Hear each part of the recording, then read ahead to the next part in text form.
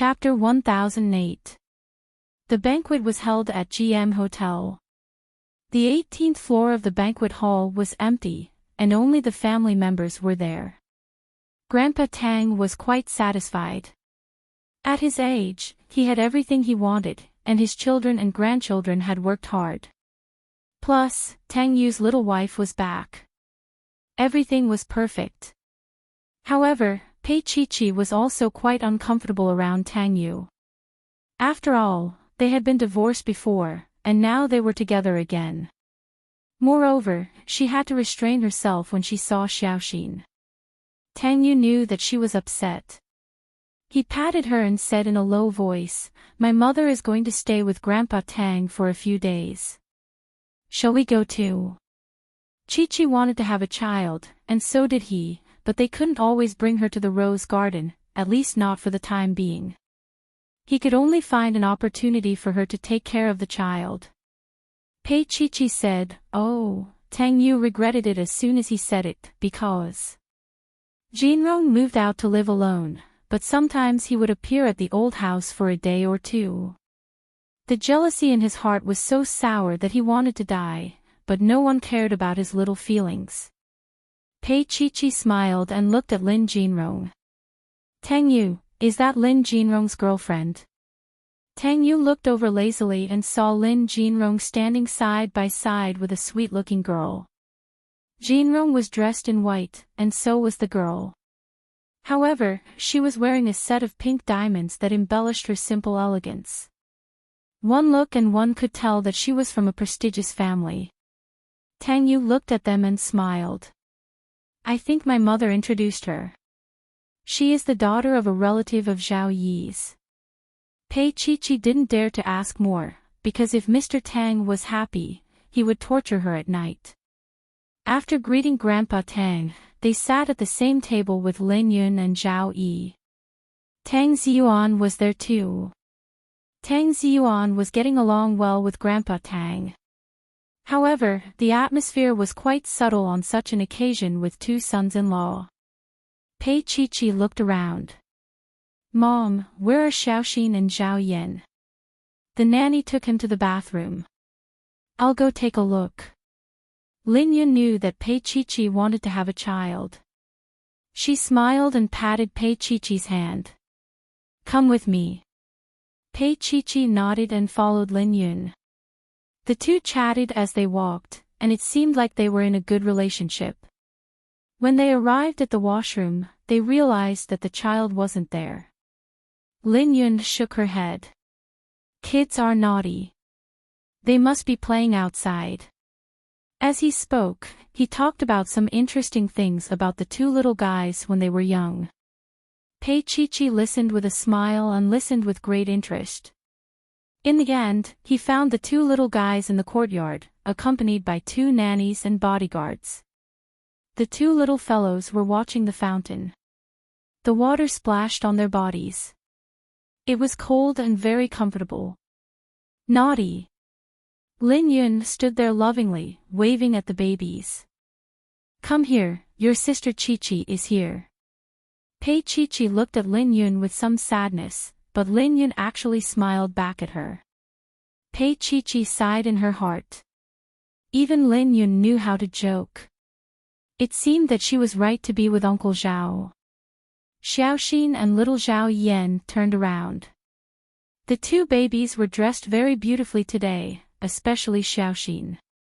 She wore a white woolen princess dress. Her hair was slightly curled, revealing her full forehead. Her features were exquisite and beautiful. Chapter 1009. Pei Chi-Chi wanted to cry. Lin Yun covered her lips and smiled. Then, she looked at Xiaoxin and coughed. "All right, let go of my sister." Pei Chi-Chi looked at Lin Yun with a look that said, "Mom, is this okay?" But Lin Yun had a rare sense of naughtiness. She heard Xiaoxin calling her sister. Just then, a soft voice came from the front. "Auntie." Lin Yun was dazed. She looked over and saw Shen Lian. She probably had a business appointment. She was wearing a high-class suit and looked very capable. Lin Yun didn't like Shen Lian's behavior from the bottom of her heart. She just forced a smile and didn't say anything. Shen Lian knew that Lin Yun didn't like her. She didn't understand why Lin Yun could accept Xiao Ke's daughter, Pei Chi-Chi, but not her. Of course, Lin Yun had never objected to her. That was because Tang Yu's attitude was there. Lin Yun didn't need to object. Shen Lian didn't feel good about being treated coldly. She could be angry at Mrs. Shen and she could be rude to Xiao Ke. But she never dared to be rash in front of Lin Yun. Shen Lian had a good family background, but Lin Yun's was even better. Besides, she was Tang Yu's mother and had always been indifferent. So, Shen Lian didn't dare to do anything. Her eyes were hot. She looked up and saw Pei Chi-Chi in a light purple dress. Shen Lian's eyes were even hotter.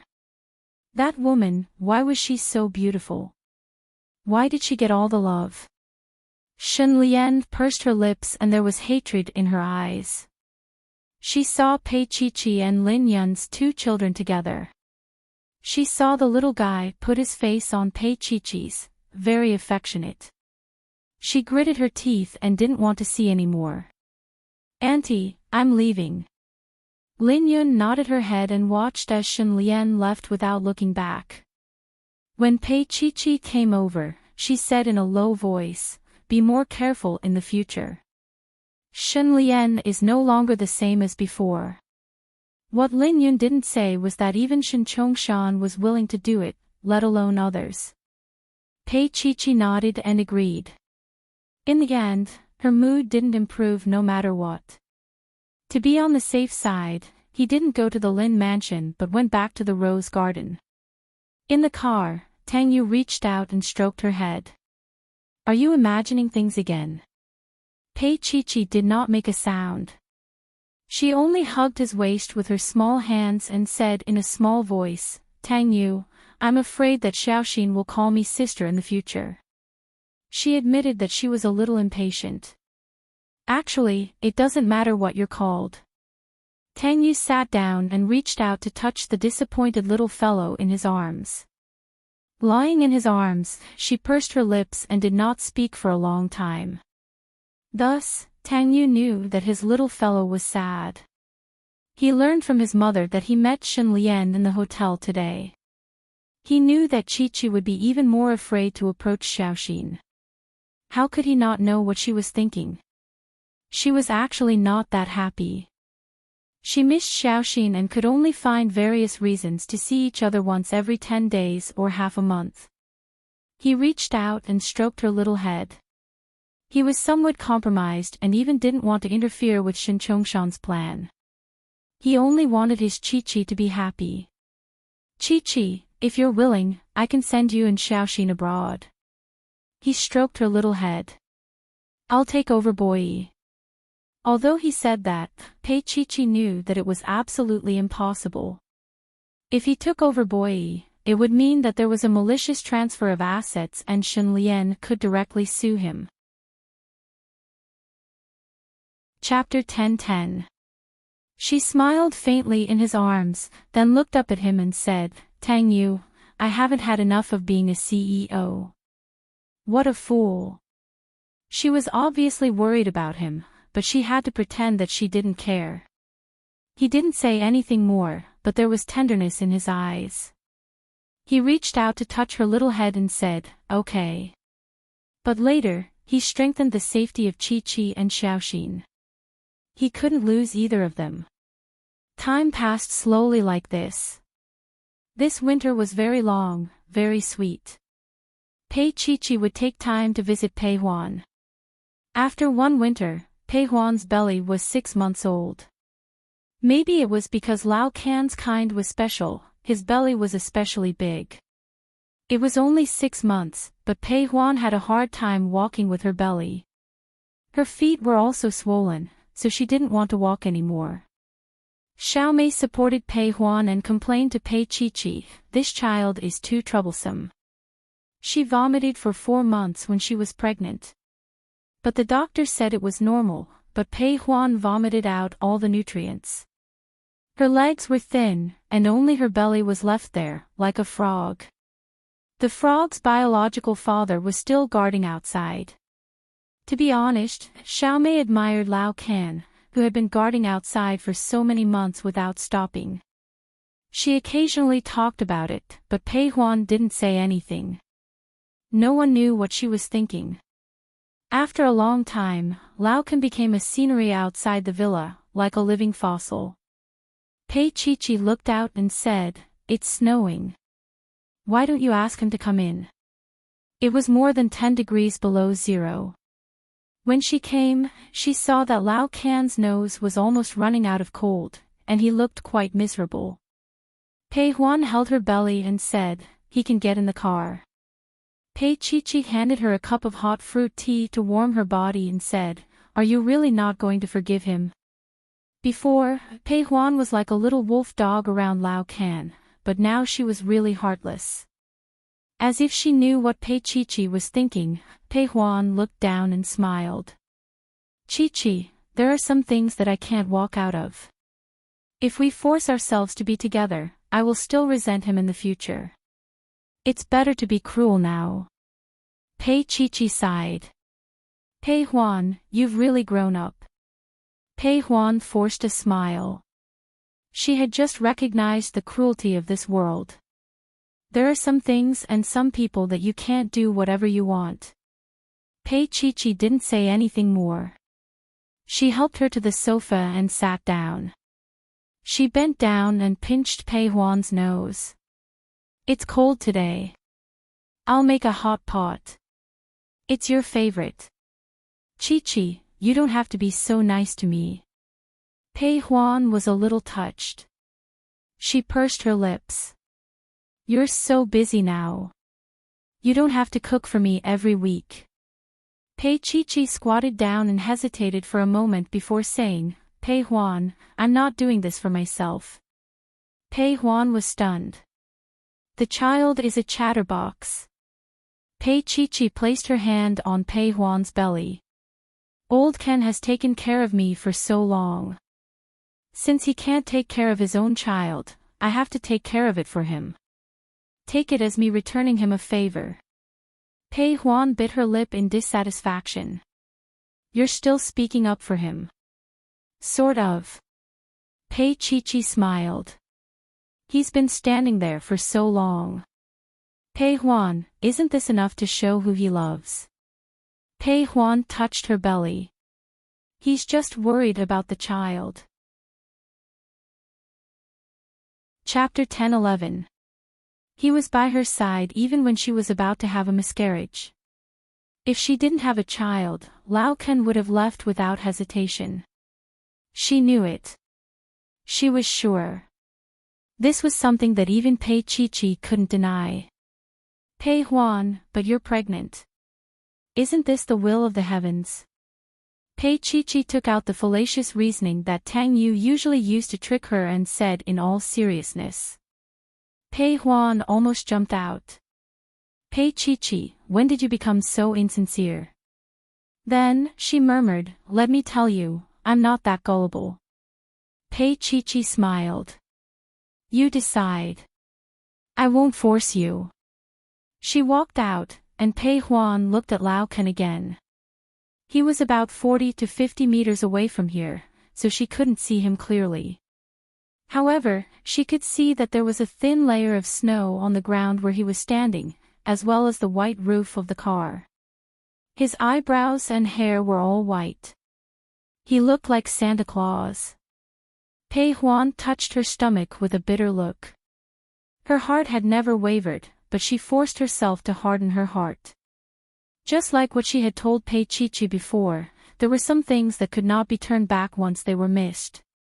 The hot pot was a little tasteless. Pei Huan ate it slowly. "Isn't it your favorite? Why aren't you eating?" Pei Chi asked softly. Pei Huan moved her chopsticks lazily. "I have no appetite." Pei Chi and Xiaomei looked at each other and smiled without saying anything. In fact, their hearts were like a mirror. They couldn't let it go, but they had to pretend that they didn't care. The weather was getting colder and the snow was getting thicker. Lao Kan was almost frozen into a snowman. At 9:00, Tang Yu came to pick up Pei Chi. He opened the car door and got out with a thick down jacket in his hand.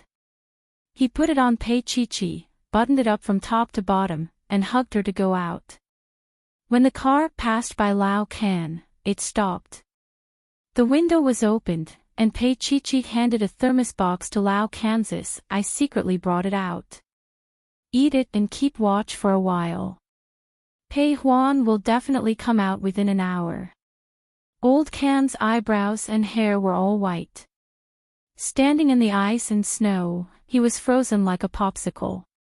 He was in desperate need of a bowl of hot soup, not to mention a big bowl of soup hot pot. After finishing his meal, he felt like he could stand for the whole night. He was moved to tears. Although Chi-Chi was fierce with her words, she had already forgiven him. Pei Chi-Chi didn't say much. The car window rolled up, and the black sports car slowly drove away. Old Kan stood there, his wheels and his feet sunk deep into the snow, long since senseless. But he, standing there with his blood boiling, looked longingly at the lights in the villa. It had to be said that Pei Chi-Chi knew Pei Huan very well. Pei Huan usually went to bed at 10:00. It was very cold tonight, and Xiao Mei had turned up the heater for her. The quilt had been dried yesterday, so it was soft and comfortable. But even so, Pei Huan still couldn't fall asleep. After tossing and turning, she came to the window and looked at the night outside. The moonlight was bright, shining coldly on the pure white snow. The car parked on the road in front of the villa gate and the person in front of the car were integrated with the cold snowy night. He was standing straight, and she couldn't tell if he was fine or if he was breathing. He had been standing for 6 or 7 hours. Wasn't he cold? Wasn't he hungry? Chapter 10-12. When she went downstairs, Xiao Mei didn't know. She just walked out and opened the door.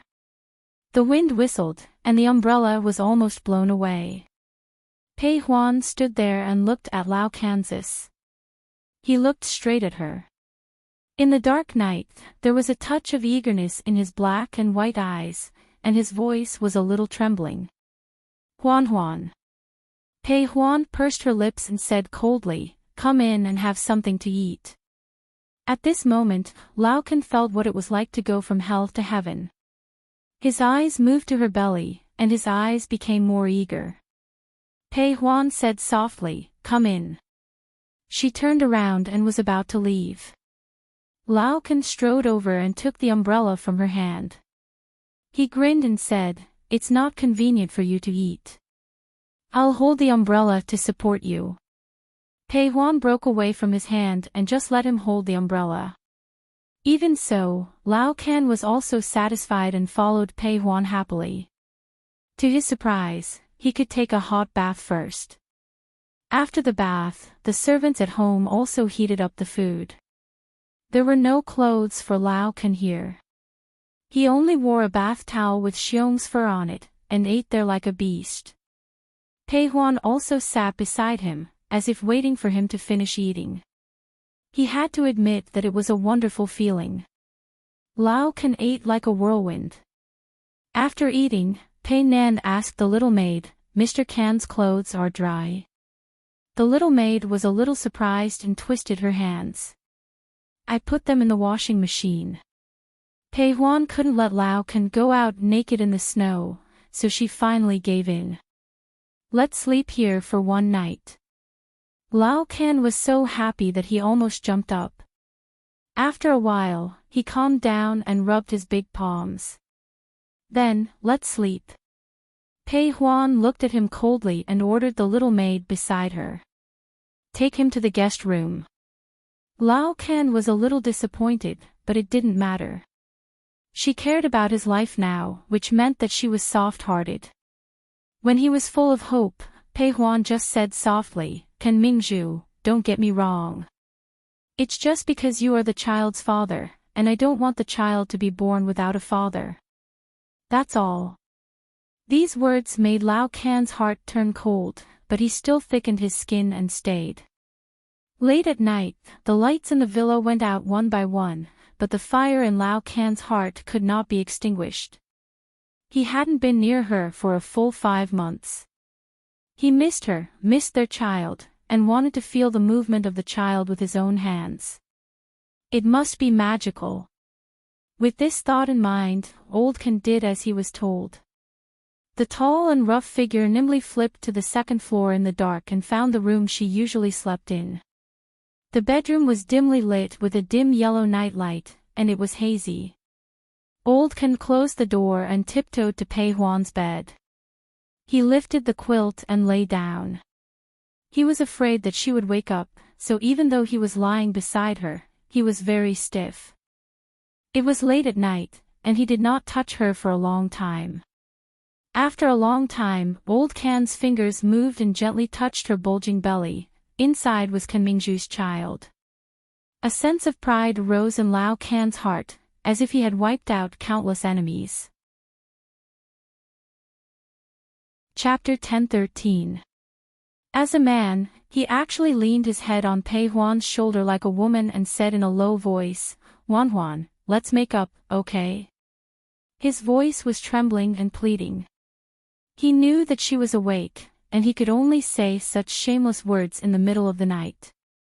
Pei Huan was still lying flat, and her breathing did not change. She laid there for a long time before saying softly, "Old Can, I've said it before. You're the child's father, and you can come and see him after he's born. But that's all." When she spoke, she was truly cold and indifferent, without a trace of human emotion. Old Can remembered that every time he lay down, Pei Huan would crawl over like a little wolf dog and pester him. She liked his body a lot, but now, she didn't even like his body anymore. Old Can was a little indignant, and his bearded mouth leaned over and nibbled on her neck.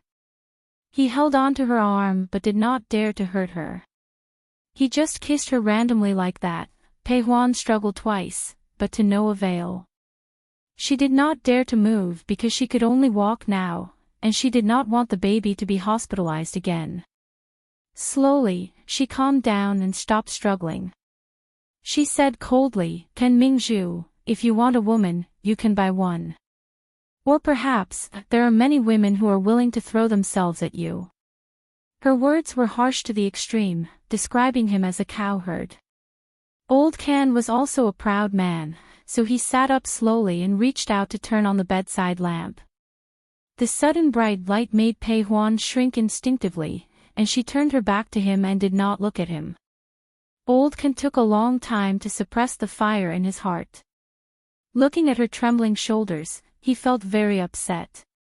After a long time, he said in a rough voice, "Pei Huan, you don't have to do this. I'll leave."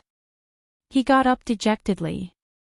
His clothes were wet, and he stood at the door of her bedroom for a long time before he left.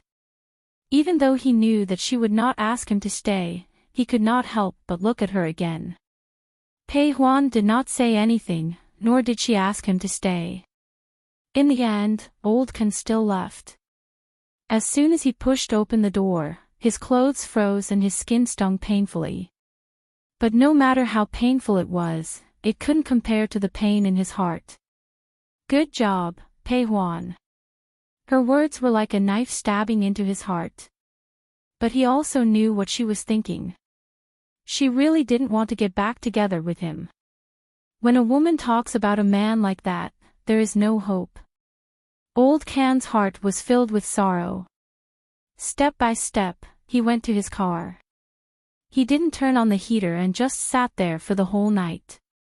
At dawn, Old Can had a high fever. He woke up in a daze.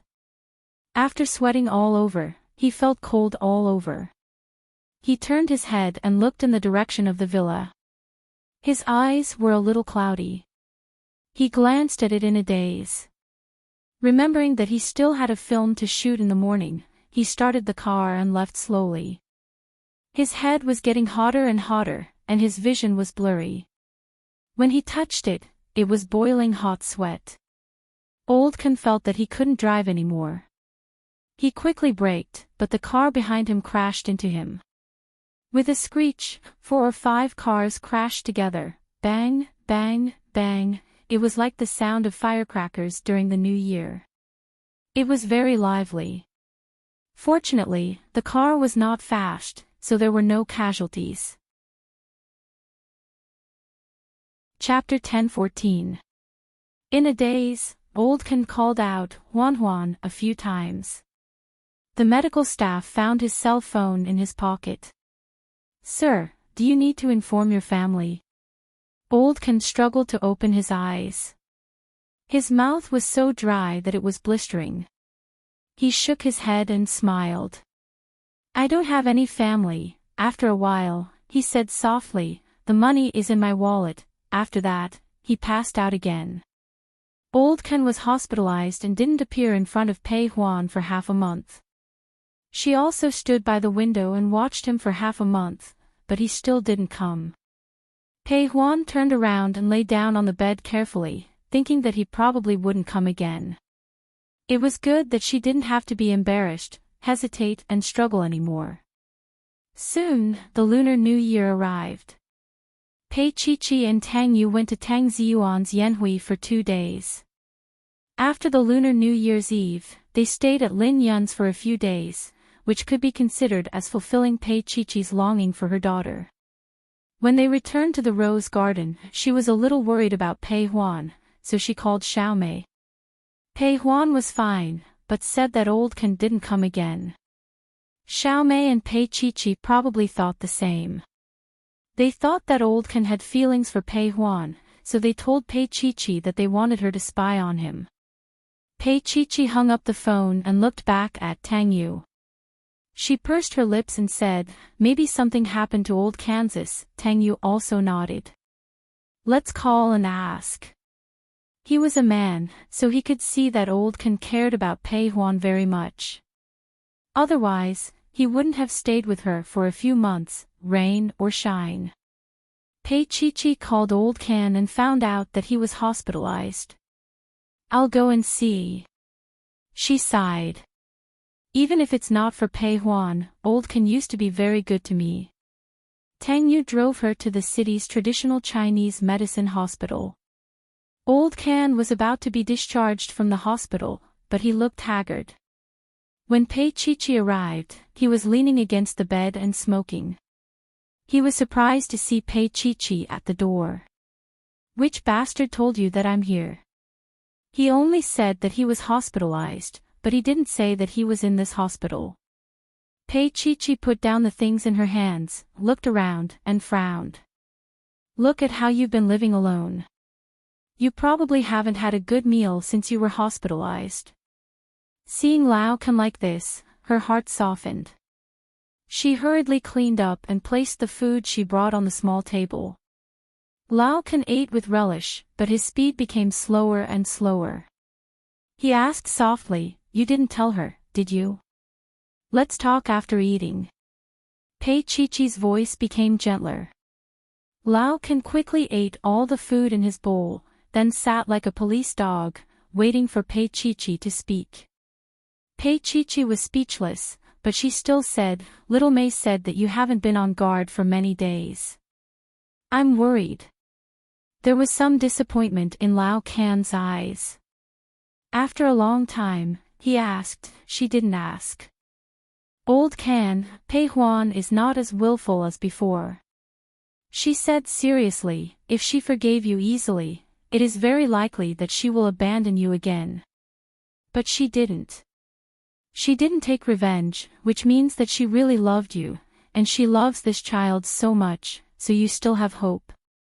Lao Ken was silent for a long time, and then sighed. "I broke her heart." Without saying anything, he just smoked 2 cigarettes and sent Pei Chi-Chi out. Chapter 10:15. Tang Yu turned around and walked further away. He rubbed his nose. Old Ken looked at Pei Chi-Chi and said calmly, "Chi-Chi, take care of her for me when you're free. Pei Chi nodded. I will. Old Ken stopped appearing in front of Pei Huan, but Pei Huan didn't know that Old Ken would still come late at night and stay there for the whole night. But this time, he drove the car to the back of the villa and she couldn't see him anymore. Just like that, early spring passed and everything came back to life. Beast City went through winter and spring arrived. The whole city seemed to come back to life. Jean Taiha's Grace Building advertisement was all over Beast City. He spent a lot of money to make Pei Chi unhappy.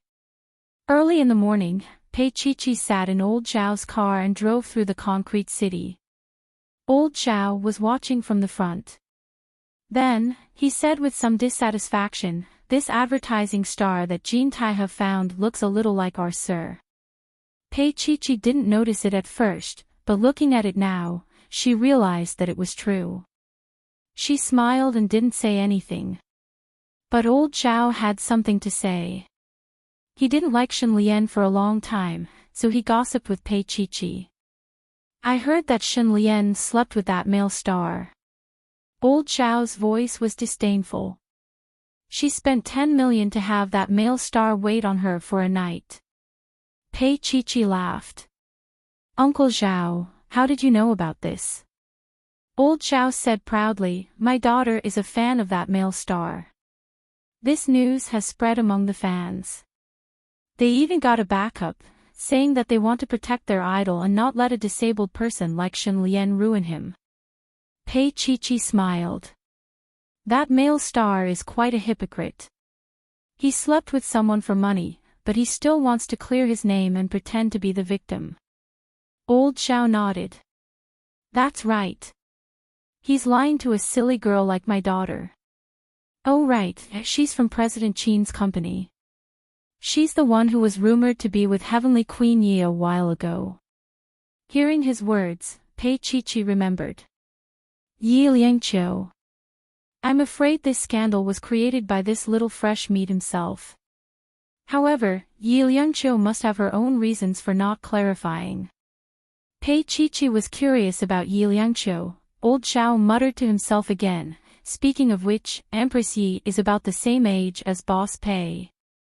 I heard from my daughter that in the beginning, Empress Yi. He was a little mysterious.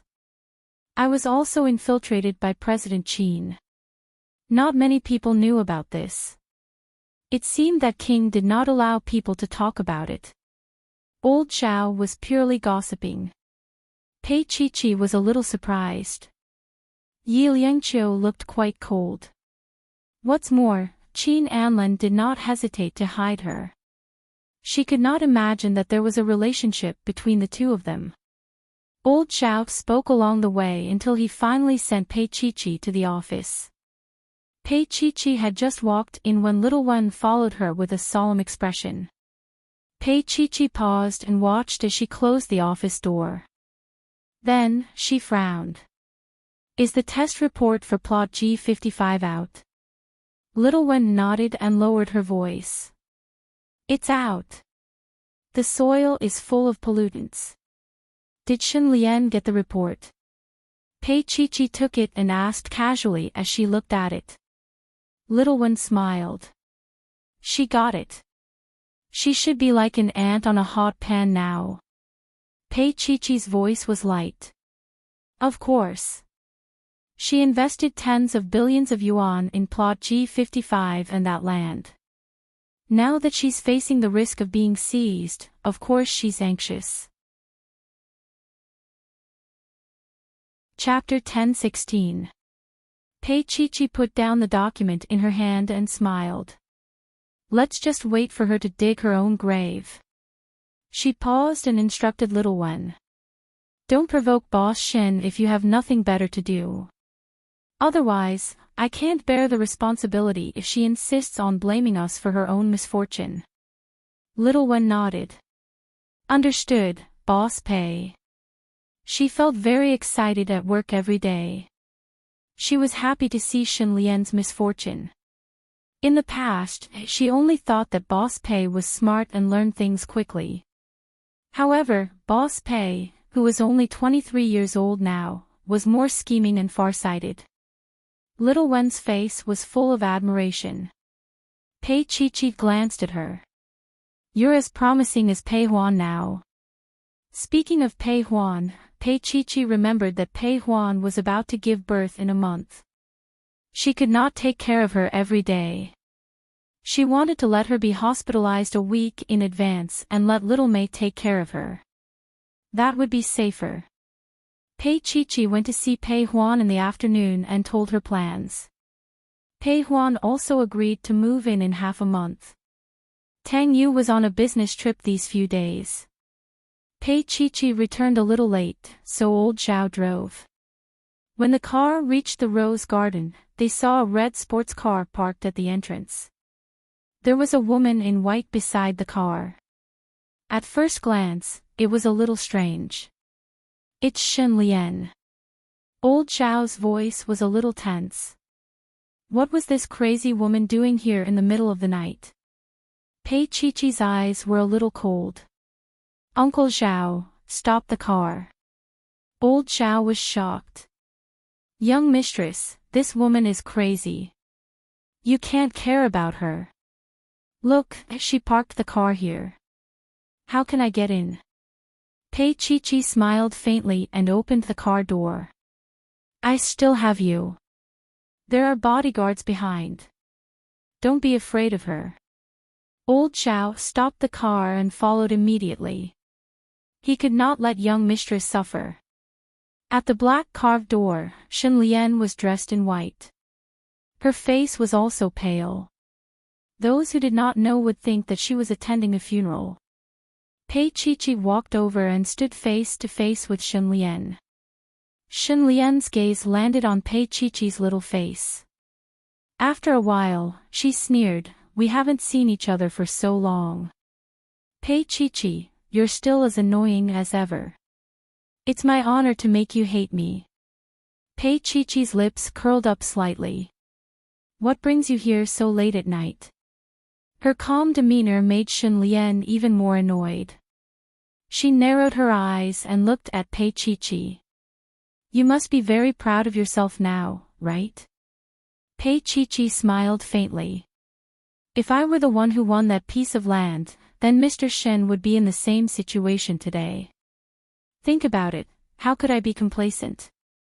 Shen Lian glared at her and sneered, "Pei Chi, when did you learn this hypocritical trick?" "Did I? Why didn't I know about it?" Pei Chi was still smiling faintly.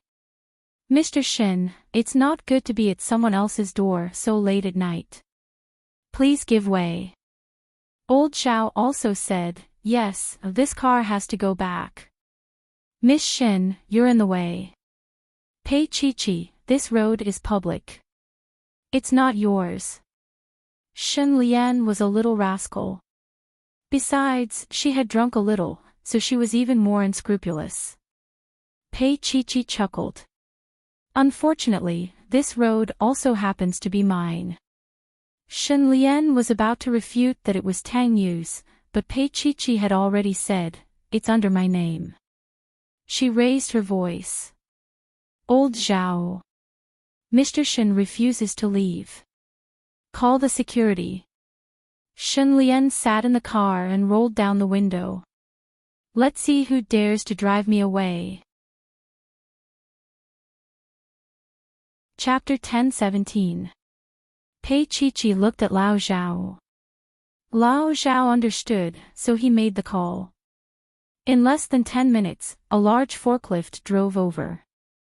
The heavy body of the forklift rolled over the ground, causing the ground to tremble and rumble. Shen Lian only realized it after a while. Lao Zhao instructed, "Shovel that car away. Throw it wherever you want." The forklift drove forward.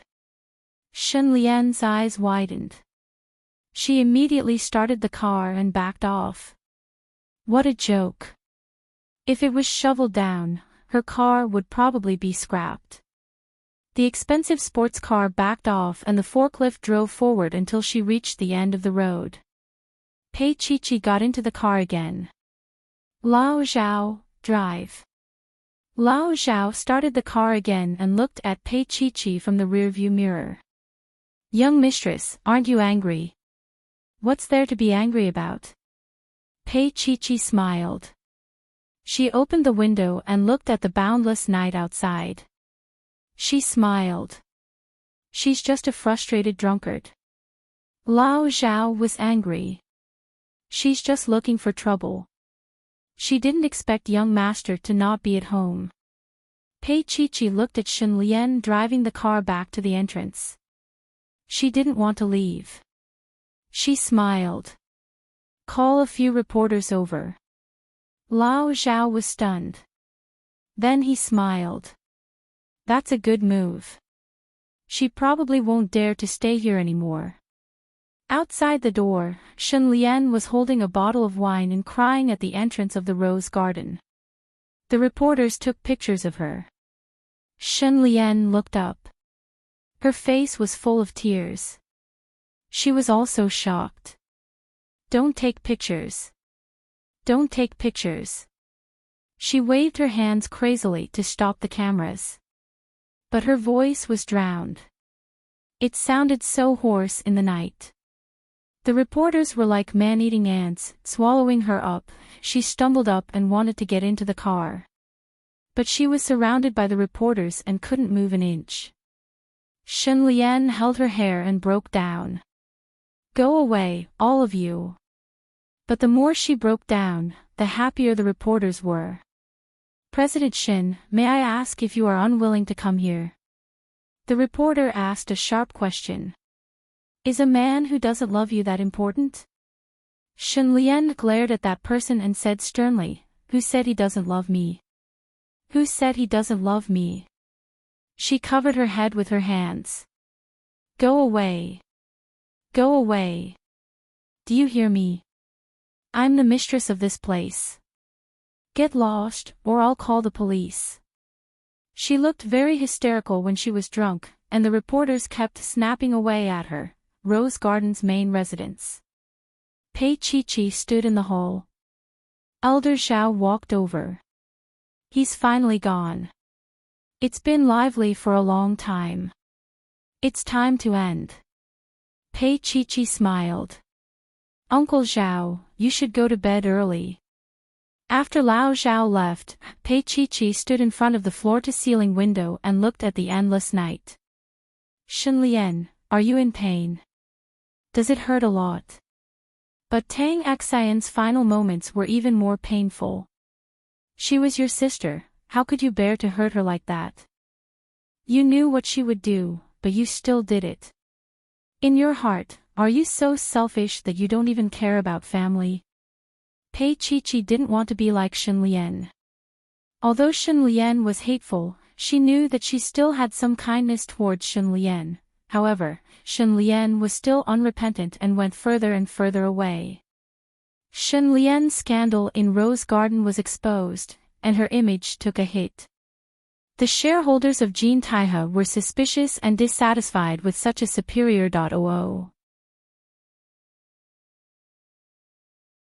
Chapter 10:18.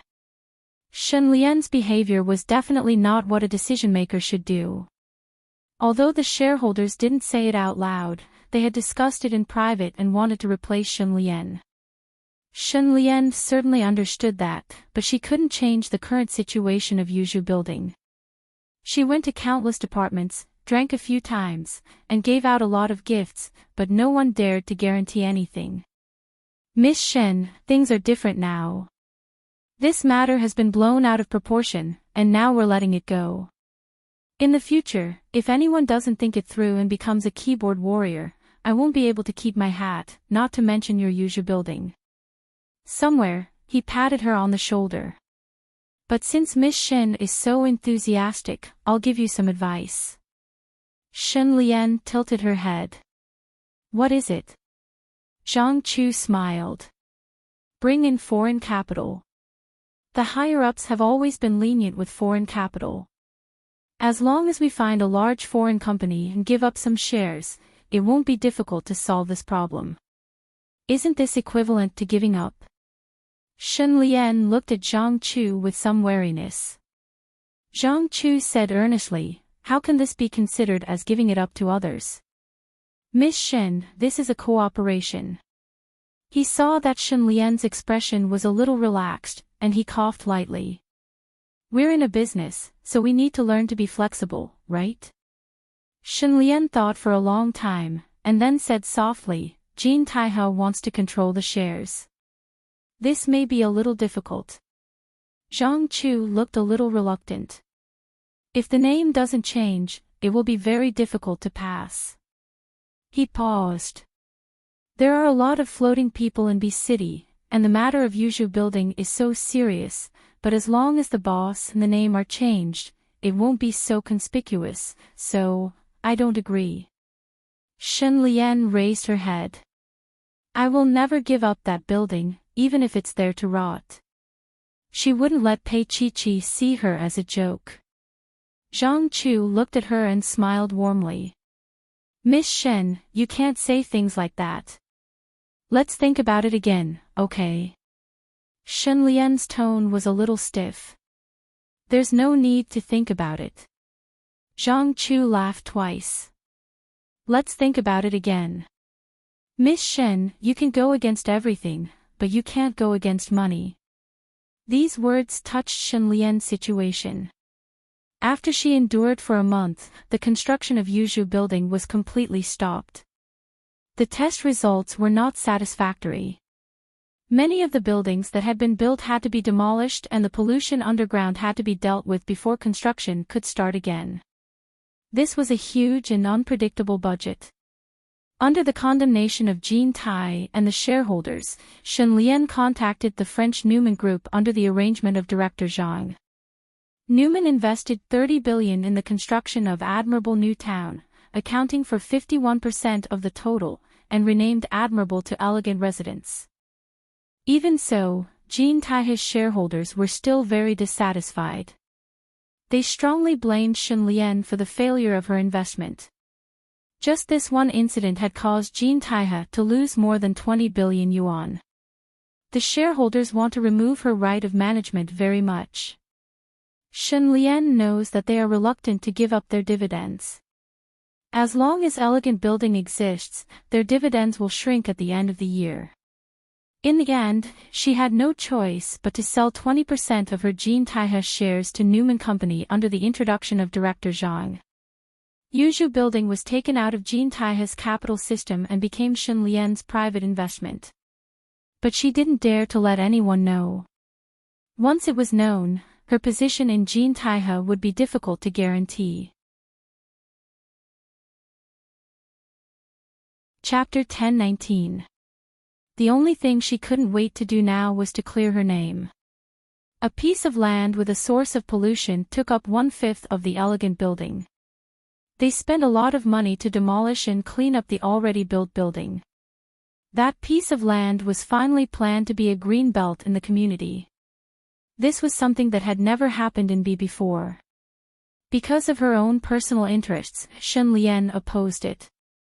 However, the foreign executive of Newman Company said to Shen Lian coldly, Miss Shen, you don't know anything about marketing.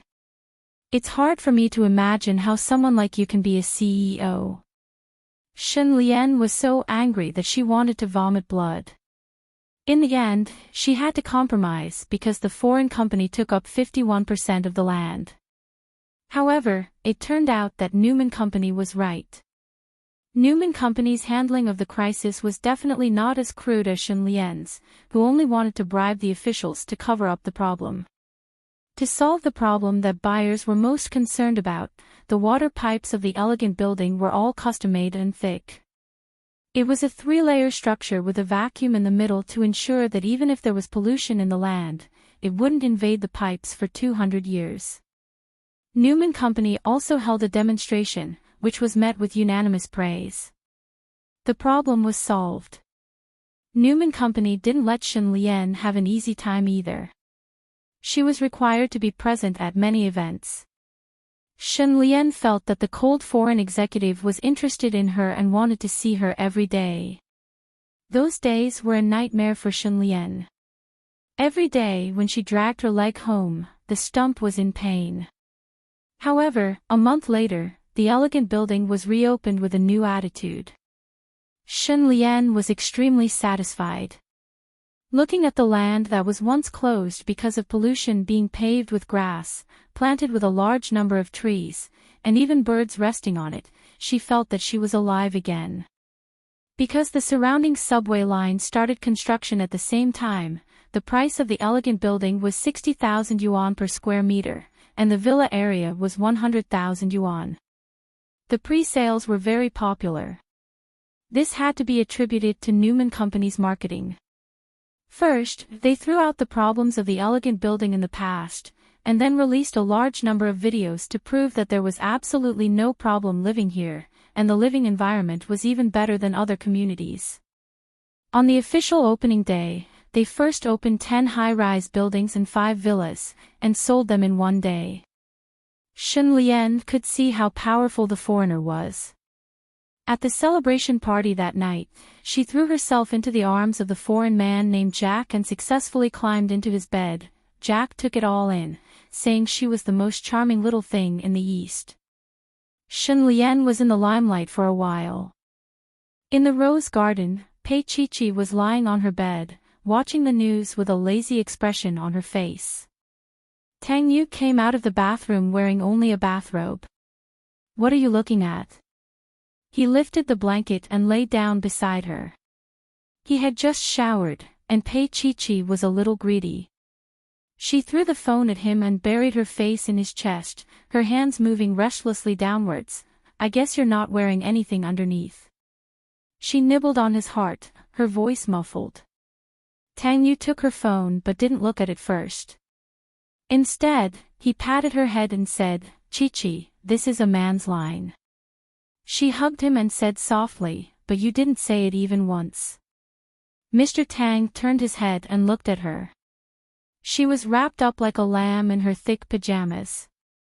He felt that he was in a difficult position. Pei Chi-Chi looked at him with her bright eyes, full of expectation. Tang Yu smiled. It seemed that his little girl wanted to play games tonight. Chapter 10:20. Pei Chi-Chi bit her lips and said in a weak voice, "Tang Yu." He kissed her lips and said in a low voice, "Chi-Chi, don't move." Something thin and small fell to the ground. At this time, his fingers stroked her red lips again. His eyes were clear and bright, revealing the unique charm of a mature man. His voice was low and husky, "Mrs. Tang, I guess there's nothing in your pajamas." She lay on her back and grabbed his bathrobe with her little hand. "Mr. Tang, you can check it." He turned over and kissed her, obeying her will. When she was panting, he looked up and stared at her. "Mrs. Tang, do you want to check it like this?" She was aroused by him and took the initiative to kiss him with her slightly swollen mouth like a little kitten. Her little hands hung around his neck and her body was soft. Tang Yu's soul was being entangled. He patted her and said, "Little one, what's the rush?" He hit her once and she actually cried. Her long eyelashes trembled and 2 drops of tears fell on her thick eyelashes. Her little nose was also red, which was indescribably touching. Tang Yu's heart softened and he felt hot again. His big hands hit her twice, firmly. This time, it was terrible. She cried and cried, kicking him with her little feet and saying that she didn't want it anymore. But even this kind of crying was sweet, and he pressed her down, feeling indescribably satisfied and excited. It was probably a man's deep-rooted bad habits. Tang Yu did not care about anything else. After it was over, the little one lay in his arms, still crying softly like a child. Seeing her like this, he could not help but feel a little regretful. He couldn't help but wonder if he had hurt her. He immediately checked her gently. As soon as he moved, the little one cried again and said that he was bad. "Chi-Chi, let me see if you're hurt." He gently coaxed her and reached out to check the place where he had hit her. She kicked him with her little foot and angrily turned her face to the side. No. No, why would it hurt? He had a rough idea of what was going on. He smiled and pulled her into his arms. Pei Chi-Chi's voice was like a little lamb. She pouted and said, "You hit me. That's love."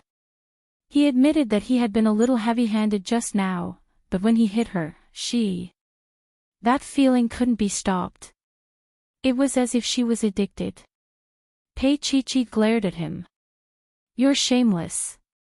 Then I'll be even more shameless." Mr. Tang felt that since his little wife thought of him like this, he would be more beastly. So he pressed her down, 1, 2, 3, 4, 5. Pei Chi-Chi was tortured to death. At night, she cried as she slept in his arms.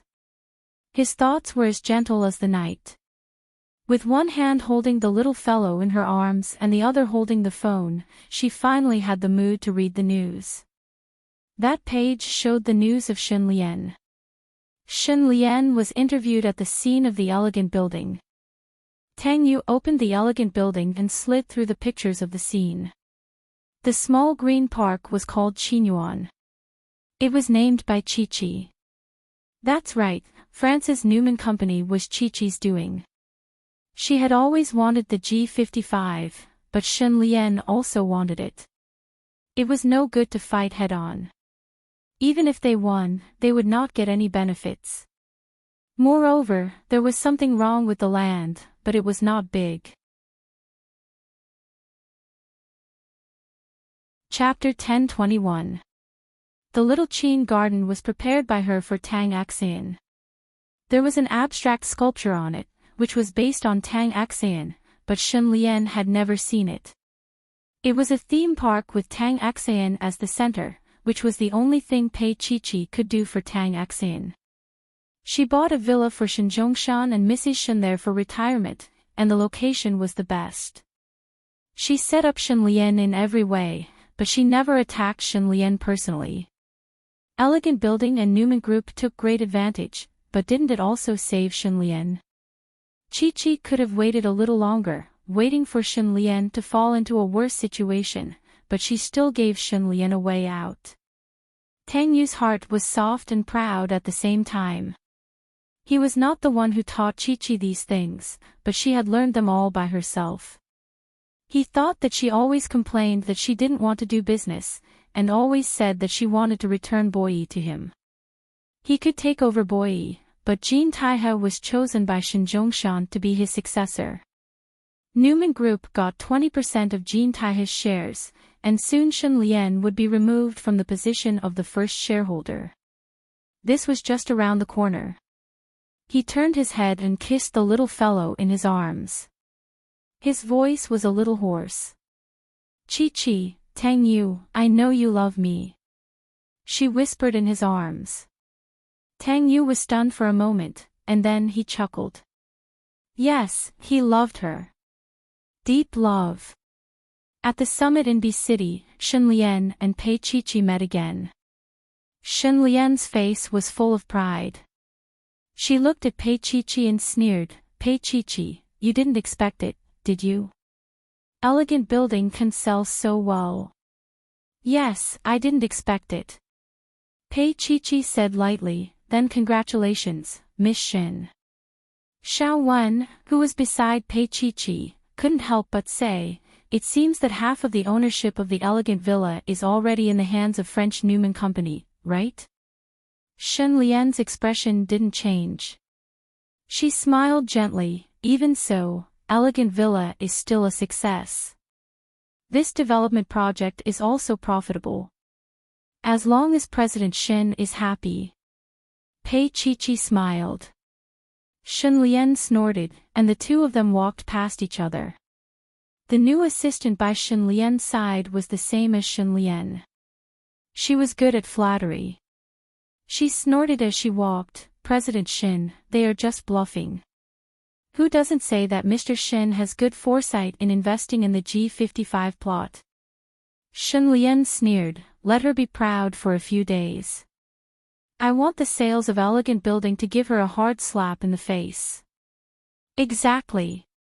Boyi's flowing water mansion is selling for 200,000 yuan per square meter. Only a ghost would buy it. The little assistant wanted to make Shen Lian feel better, so she flattered her. Shen Lian glanced at her and said softly, "There's no need to worry about sales in Shuixihua Manor. That location just happens to be the school district of a certain famous school. Although the sales aren't that great right now, you just wait and see. They'll definitely be sold out within 2 years." Shen Lian was quite jealous because this small district would go crazy from the competition.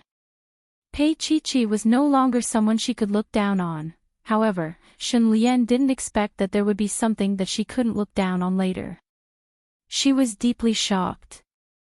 After Elegant Building sold well for half a month, Newman Company held a celebration party at GM. This was suggested by Shen Lian. She deliberately wanted Pei Chi to know.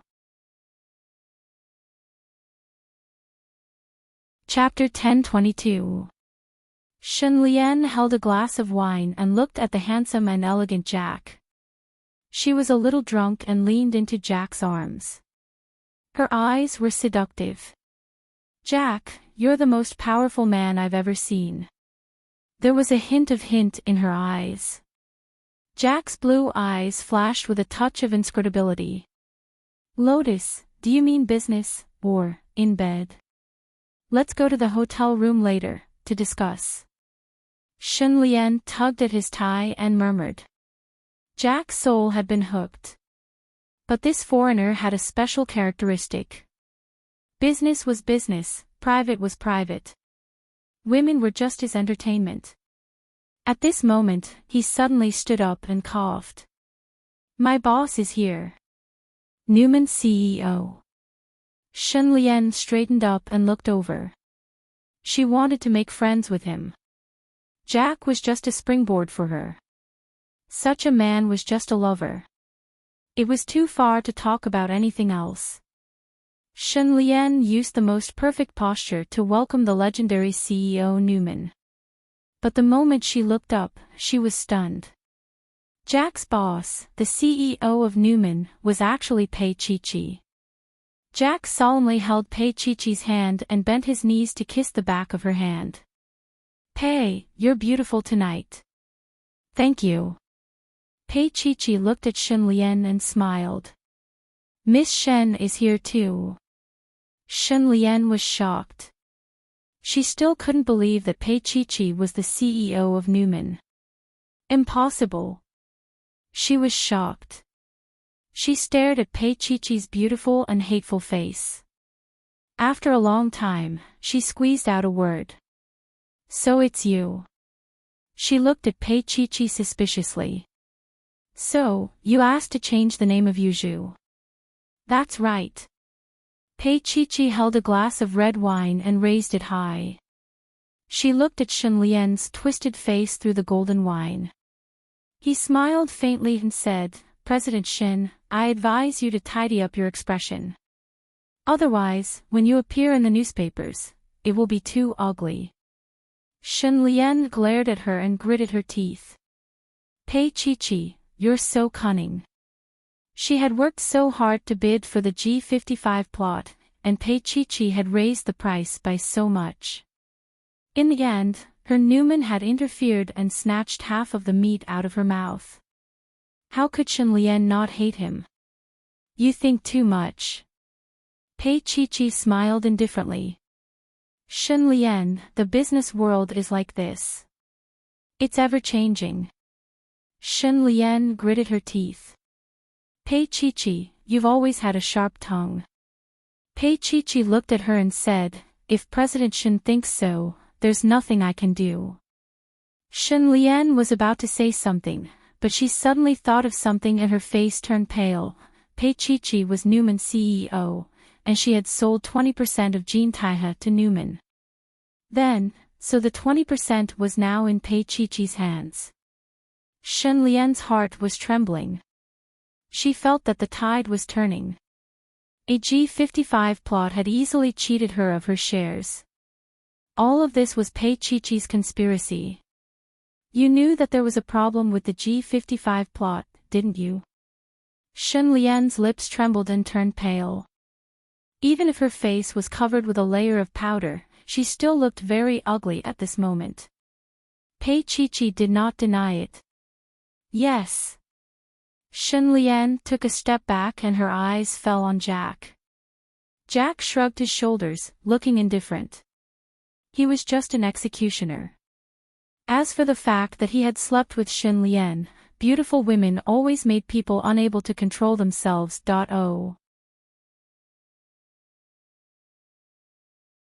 Chapter 1023. Even if elegant building could make money, Shun Lian knew that she would lose more. She was facing the loss of the entire Jean Taihe. Pei Chi could get 20% of the shares from her, not to mention the other shareholders. This insidious bitch was as despicable as her mother. Shun Lian was helpless. The next day, she was also in a daze at the meeting. She was always worried that one day, Pei Chi would suddenly appear in front of her and take her place. At that time, she would really have nothing except money. But what did she need money for? What she didn't want to see the most was Pei Chi, that bitch, being complacent and taking away Tang Yu, her parents, and even the company. There was a touch of hatred in Shun Lian's eyes. At this time, Meng Qingqing reminded her again, Miss Shin. Shun Lian came back to her senses and looked at Meng Qingqing. What? Meng Qingqing's eyes fell on her face, and he said slowly, Director Wang is asking Miss Shin about the change of 20% of the shares. Shun Lian was shocked, and then she looked up and saw Director Wang's aggressive face. This old guy had always opposed her, and now it was the right time to force her. Shun Lian squinted and looked at Director Wang, and her voice was a little cold. Does this have anything to do with Director Wang? She tried to be calm, but these old foxes would not be frightened by her. He snorted, how can it not have anything to do with Director Shin? Previously, Director Shin had 48% of the shares, so he had nothing to say when she sat in the position of the highest management. But now it's different. Now, I am still the owner of the highest shares. Shun Lian's face was as cold as frost. Director Wang, you don't want to work anymore, do you? Looking at the arrogant look of this little girl, Director Wang sneered in his heart. In the past, Shen Zhongshan would give them some face, but when it comes to Shun Lian, she simply doesn't take others seriously and acts alone. He stood up and said in a loud and clear voice, we'll have to wait for someone to come before we decide. Shun Lian's heart sank. She already had an idea. Her face was cold. Director Wang, no one has time to waste with you here. Meeting adjourned. She had to stop Pei Chi. She could not let Jean Taihe be taken by Pei Chi. However, since Director Wang had said so, how could he give up so easily? He smiled cunningly and said, what is President Shen afraid of? Are you afraid that we'll find out what you've done?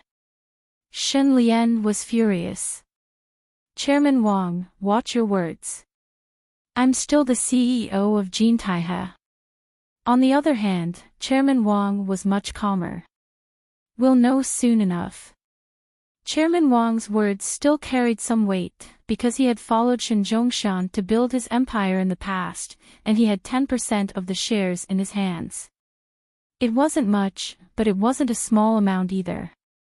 As he spoke, he personally walked to the door and pulled it open with both hands. Pei Chi stood outside the door with her old team members beside her. The room was in an uproar. Pei Chi walked in slowly, and Director Wang welcomed her and sat down in his seat. After sitting down, Pei Chi looked to the side and said, Lawyer Chen, show them the documents. Lawyer Chen nodded and passed the documents to everyone, including Shun Lian. After receiving the documents, Shun Lian was stunned. Then, she said sternly, this is impossible. How could it be? Pei Chi actually had 30% of the shares. Chapter 1024. That's impossible. That's absolutely impossible. Her voice was shrill. Pei Chi, you're lying. I'm going to call the police, arrest you, and lock you up for life. Pei Chi looked at her agitated face and smiled faintly. At that moment, Director Wong opened his mouth. What he said was earth-shattering. I transferred 10% of my shares to Boss Pei. As soon as he finished speaking, everyone present was shocked again. Director Wong smiled desolately. I've followed Old Shen my whole life and watched him live a glorious life. I didn't expect to die in the hands of the apple of my eye when I'm old. Everyone, I'm not selling my master for glory. Boss Pei is also Chongshan's daughter. She's more suitable to manage Jin Taihe than Shen Lian. The other shareholders nodded. Indeed, Jin Taihe had been going downhill for the past 2 years, and Shen Lian's decisions were becoming more and more doubtful. Yes, I think so too. Yes, Boss Pei looks quite reliable. She's managing Boyi well. All these words agitated Shen Lian so much that she couldn't sit still. She shouted crazily, "Shut up! Shut up!" This was not true. She didn't believe it at all. Shen Lian's beautiful face was distorted and kept shaking. Then, she said sternly, "Where's the security?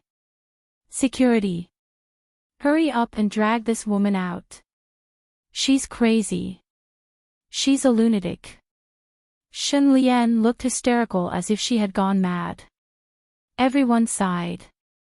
Shen Lian was probably going to be destroyed. Pei Chi-Chi's expression was indifferent. As the biggest shareholder of Jin Taihe, I request for a new management. There was a lot of discussion. That's right. Yes, Boss Pei is the biggest shareholder. We can rest assured if she's the president.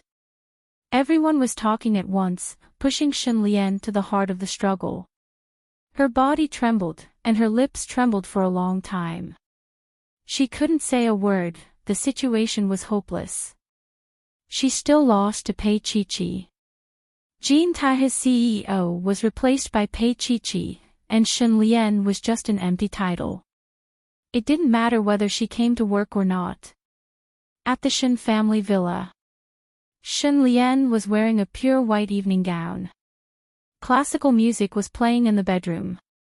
It was a song that Tang Yu liked. She hummed a tune and danced along with the music, dancing, spinning. Even if her feet hurt like hell, even if her forehead was covered in cold sweat, she did not stop. From dawn to dusk, she seemed to be dancing tirelessly. That appearance was very beautiful. Today is the day that Pei Chi works in Jin Taihe. Soon, she will remarry Tang Yu. She, Shen Lian, had finally suffered a crushing defeat. She had finally lost everything, and there was no way for her to make a comeback. She chuckled and took more than 10 pills from the dresser.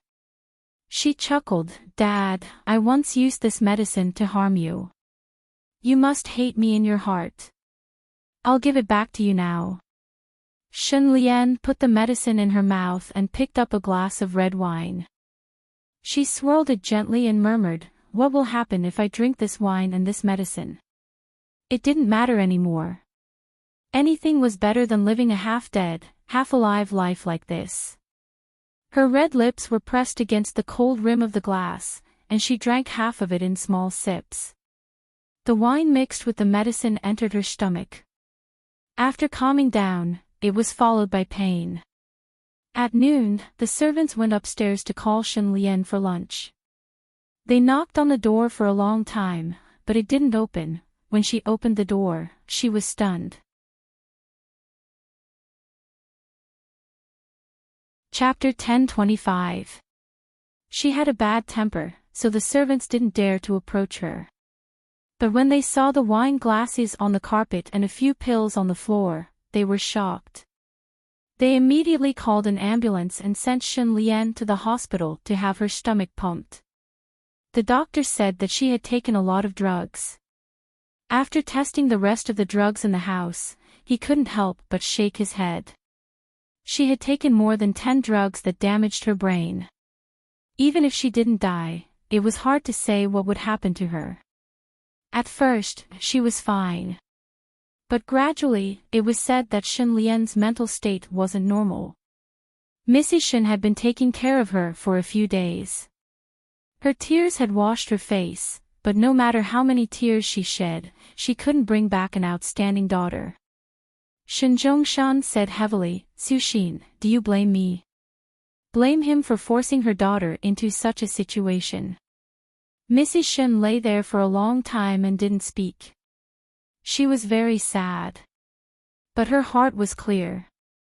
The one who had caused Shen Lian to become like this was herself. If she hadn't done so many wrong things, why would she have to go down such a path? Zhongshan, she doesn't need money.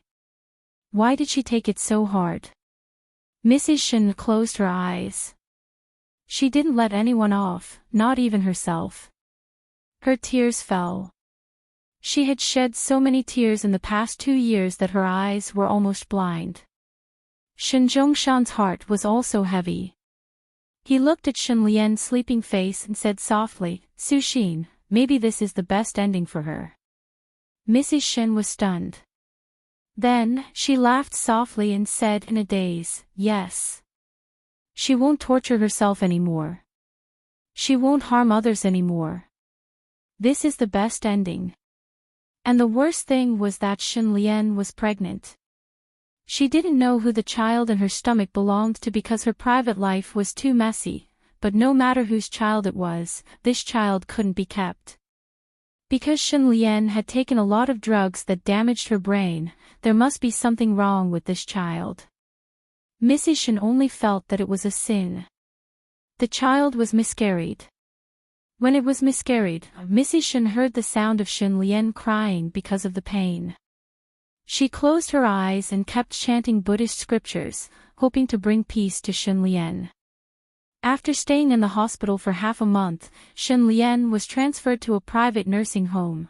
Pei Chichi went to see her. She got out of the car and asked Tang Yu to wait in the car. At first, he was a little worried. Pei Chichi shook her head. "It's okay. There are doctors accompanying us." No matter what, she still wanted to see Shen Lian. On one hand, it was for their blood relationship. On the other hand, she still didn't believe it from the bottom of her heart. From the bottom of her heart, Pei Chichi had some doubts. Shen Lian didn't look like a person who couldn't stand stimulation. How could she suddenly become mentally abnormal? Even if he had taken medicine, why did he choose to take this kind of medicine? It just happened to make him stupid. Shen Zhongshan could pretend, but what if Shen Lian was also pretending? So, she had to see it for herself. When she opened the door, the beige ward was clean and tidy. It didn't look like a ward, but more like an apartment. Shen Lian was sitting on the sofa, wearing pure white pajamas. Her long hair fell on her shoulders. But her face was haggard. She was holding a little red flower in her hand. As she plucked it, she murmured, "He loves me. He doesn't love me. He loves me. He doesn't love me." Chapter 10:26. Pei Chichi stood at the door and watched. She had an indescribable feeling in her heart because she knew that the him that Shen Lian was referring to was Tang Yu. Shen Lian's doctor sighed beside her. "She's been like this for a long time. All the flowers in the hospital have been plucked for her." Pei Chichi asked softly, "How is she doing? Is there any sign of improvement?" Dr. Lin thought for a moment. "Not good. She's fine during the day. She plays these boring games by herself. But at night, she often cries when she wakes up. When she wakes up, she refuses to go back to sleep. She just sits there for the whole night." He added, "She had a miscarriage before. She's always there at night asking for a child. The other patients don't dare to sleep because of the sound. Later on, she's the only one living on this floor. Pei Chi was sad. She looked at her quietly for a long time. Can't she be cured? She had a rough idea that the child might be Jack's. Jack was the last person that Shen Lian loved. Dr. Lin thought for a moment and smiled faintly. This is a mental illness. It's up to her whether she recovers or not. Of course, we'll use medicine to control her emotions. At this moment, Shen Lian raised her eyes and stared at Pei Chi. There was curiosity in her eyes, but there was also a trace of innocence that did not belong to Shen Lian. She looked straight at Pei Chi and called out cautiously, Chi. Pei Chi felt that her mind was in a mess. She looked at Shen Lian and found a trace of Tang Axian in her face. Shen Lian pursed her lips and asked cautiously, Chi, don't you like me anymore? I'm Tang Axian. Pei Chi felt a pain in her heart. It was as if an invisible hand was squeezing it. It was so painful that she could not breathe. Pei Chi ran away. The person that she hated the most had turned into the person that she loved the most. That expression was so similar to Tang Axian. She did not dare to look because Shen Lian was not Tang Axian. But what kind of temptation was that?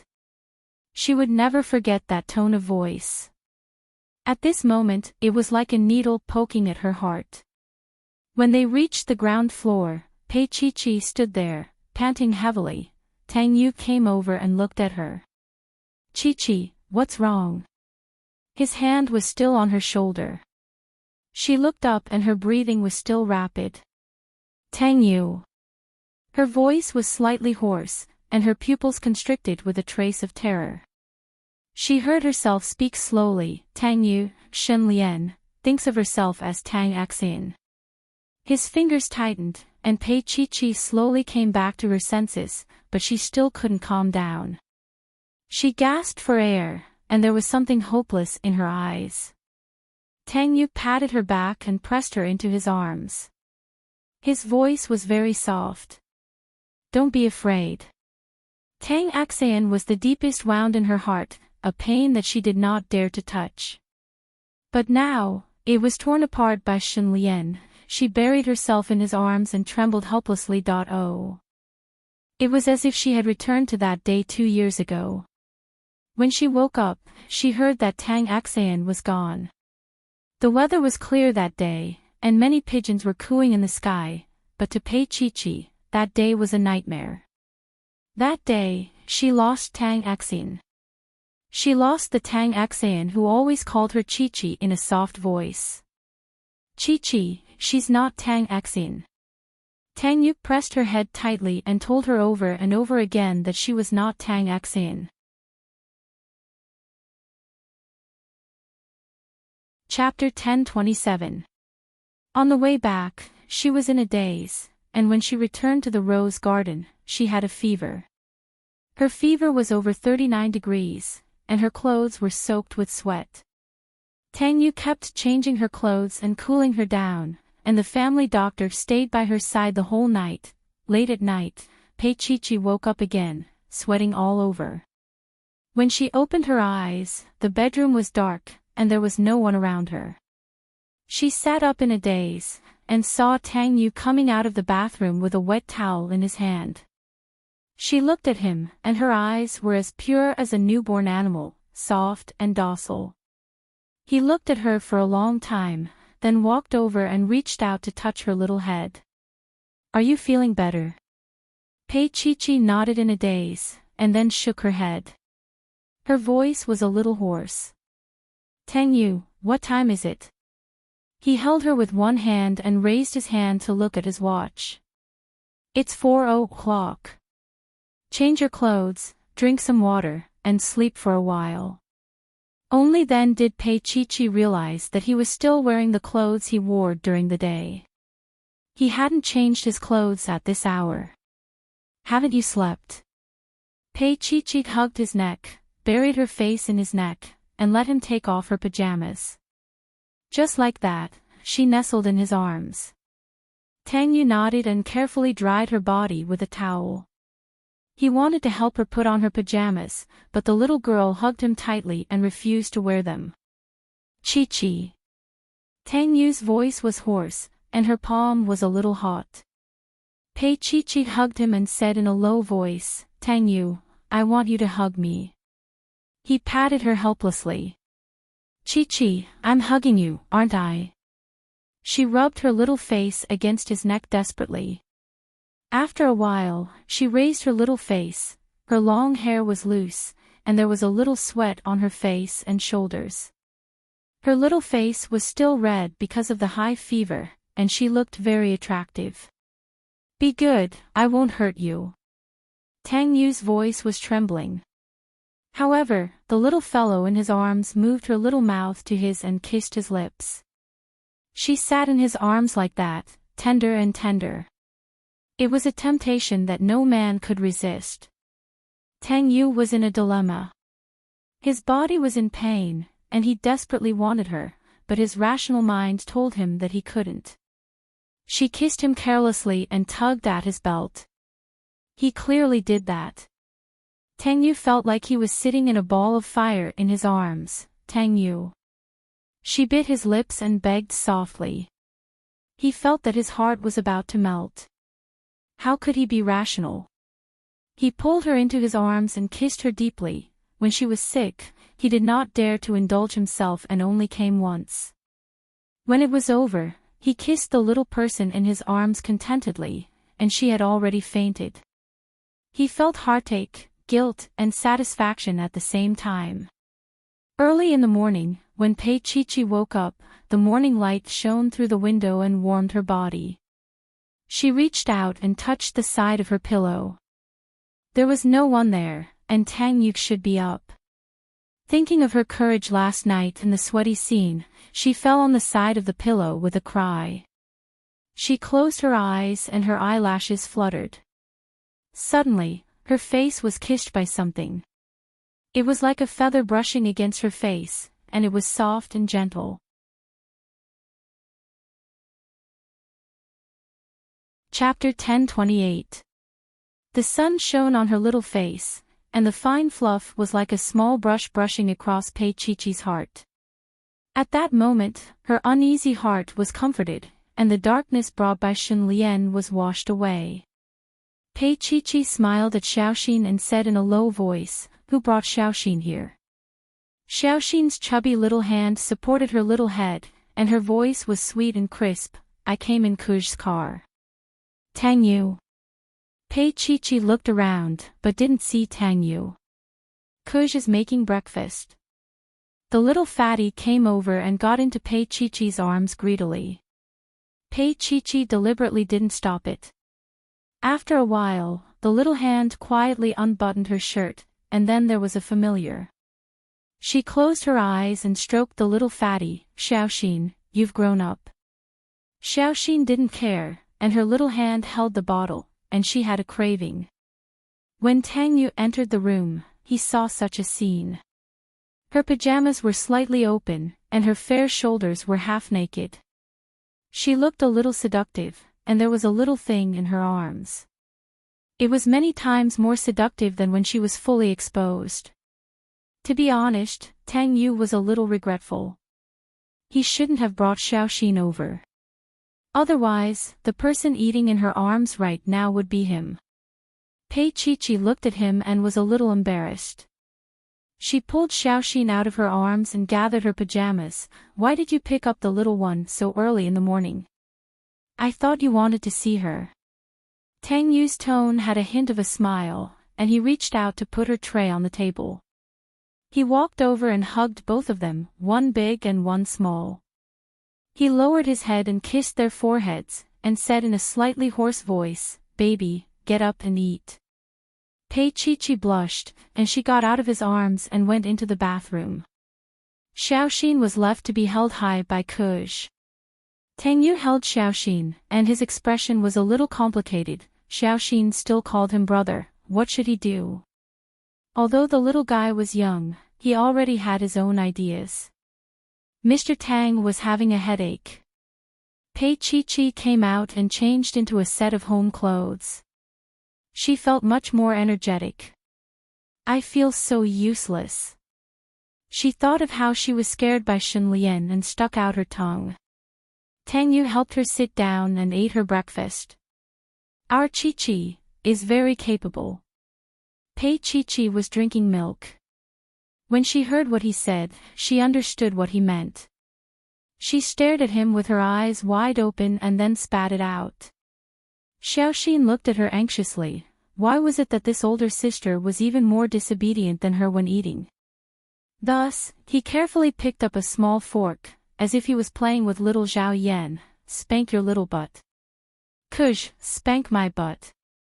Pei Chi was dumbfounded as she stared at Xiaoxin. But in Xiaoxin's mind, she should spank her little butt if she did something wrong. Tang Yu looked at Pei Chi and smiled. Chi, come over here to brother. She stared at him.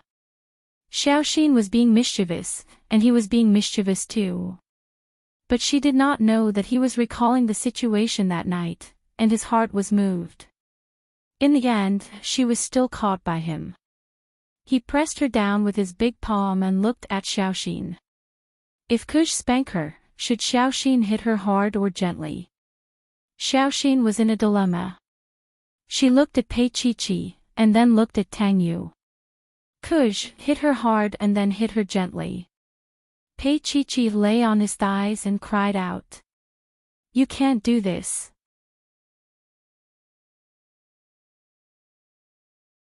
Chapter 10:29. His palm hit her hard, and she moaned. The sound was trembling, and it was indescribably pitiful and alluring. Then, he patted her lightly, and did not pick it up again after it landed on her butt. Instead, he rubbed it for her soothingly, until she trembled. Tang Yu. She called his name softly. Xiaoxin was still worried that he would lead the children astray by doing this. Xiaoxin's eyes widened as she watched Kuj and her sister playing a game. Why did her sister look so happy, yet unhappy at the same time? Why was her sister crying? Did it hurt a lot? Xiaoxin crawled over and onto Tang Yu's lap, then, Xiaoxin raised her little butt. Kuj, hit me. Hit Xiaoxin, don't hit me anymore. Xiaoxin said with all her might. Her adorable look made Tang Yu not know whether to laugh or cry. He reached out and patted her little butt lightly. Done. Xiaoxin whimpered and waited for Kuj to continue, just like how he did with her sister. But Xiaoxin did not get it even after waiting for a long time. Xiaoxin was very puzzled. It did not hurt at all. Kuj was biased. Pei Chi jumped down and ran to the bathroom to wash her face. She looked at her red face in the mirror. Tang Yu was too despicable. He treated her like that in front of Xiaoxin. She was wearing a casual dress. He used one hand to hit her, and the other hand had already reached inside. When he was hitting Xiaoxin, he used one hand to torment her. Pei Chi had never thought that Tang Yu was such a shameless man, but he was just that shameless now. Shameless to the extreme. Behind her, there was another figure. Then, he hugged her from behind. Tang Yu's voice was extremely hoarse. Chi. His large palm was placed on her lower abdomen. Pei Chi was afraid that he would do something reckless, so she quickly grabbed his hand. Her eyes met his in the mirror. Her gaze was seductive. Tang Yu, your heart is out there. Don't mess around. Tang Yu's face rested on her thin shoulder and his voice was low. Chi, do you want me to act recklessly when I'm not careful? She clearly didn't mean it that way. Pei Chi glared at him in the mirror. Tang Yu smiled and suddenly held her hand. He put his face against hers and looked at her in the mirror. Miss Pei, when will you be Mrs. Tang again? She straightened up and stared at him. His expression was serious. Pei Chi's breathing suddenly became chaotic, and her chest heaved up and down violently. Tang Yu. He smiled, and a ring appeared in his hand out of nowhere. He slowly slipped it onto her fair ring finger. Pei Chi looked down at the ring. It was not eye-catching, just a circle of platinum. I took it from Grandpa. It's just right. Tang Yu kissed her cheek. Chi, let's get married, shall we? Her face was a little red, and she played with the ring. After a long time, she said, Tang Yu, we're already married. He turned her around and pressed down on her shoulders, saying in a low voice, Miss Pei, we're living together illegally. She glared at him. Tang Yu pinched her little face. How about the wedding be set in a month? She glared at him. I'll only get married if Xiaoxin calls me mommy. Mr. Tang felt a headache coming on. The child was still young. Could he change it all at once? If you can't, then don't get married. Pei Chi said willfully. Mr. Tang can also marry your Xiaoqi. Chapter 10:30. Just as he was about to say something, Xiaoxin jumped in and called out to Sister Kuj, saying that the doctor was here. I want to poke your little butt. Xiaoxin smiled wickedly, revealing a row of sharp teeth. Chi was heartbreaking. Tang Yu threw her a mocking look, then carried her to the living room. Chi, go and poke your little butt. She pinched him discreetly. Dr. Lin was already waiting. He carefully examined her again and made sure that she was fine. He straightened up and smiled. It was a high fever caused by fear, but it should be fine now. You have to be careful not to get agitated again. The doctor's heart was in a mess. He saw that there was an obvious hickey on Pei Chi's neck.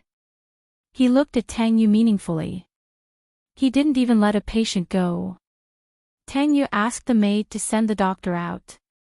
He turned back to look at Pei Chi and smiled. Are you feeling better? She lay on the bed and complained, Tang Yu, Dr. Lin must have seen through it. Now that she had recovered, he wanted to tease her a little. He walked over to the bed and placed the little fellow on his lap. Chi, what can Dr. Lin tell? He asked with a smile. What can you tell me? Her face was resting on his thighs. Her face was buried in his thighs. It was warm. He knew it all along, but he pretended not to know. Pei Chi lowered her head and kissed him. She sounded a little angry. Tang Yu, you're a jerk. He chuckled and hugged her. There was an indescribable warmth in his voice. You wanted it. Chi, don't you remember? You hugged me and begged me. He lowered his head and whispered in her ear. Pei Chi couldn't bear to listen to him. Tang Yu realized that Chi loved hugs when she was weak. He reached out and touched her little face. All right, rest at home for a few days before going back to work. He had touched her nerve. Pei Chi thought of Jin Taihe. That was the place where Shen Lian had stayed. Her body tensed up, and he could feel it clearly. Even though his heart ached for her, he still said firmly, Chi, you can't let yourself live in guilt because of Tang Xan. She's your sister, and at the same time, you're the closest person to her. Pei Chi pursed her lips and said softly, Tang Yu, I know. Tang Yu reached out and touched her little face. I know our Chi is the bravest. She lay on his lap and didn't move. Her voice was also very gentle. Tang Yu, I really want to stay like this forever.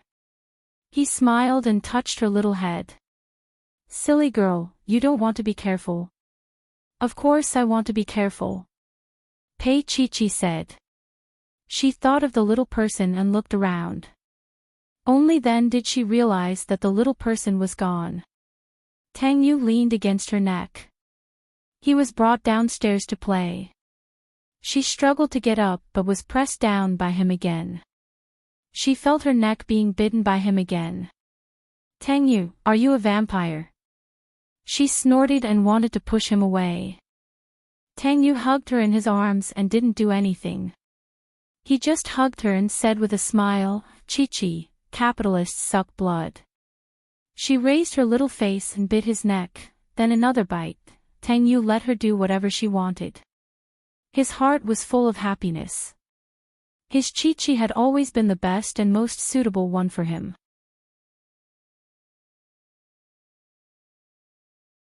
Chapter 1031. Pei Huan called Pei Chi-chi.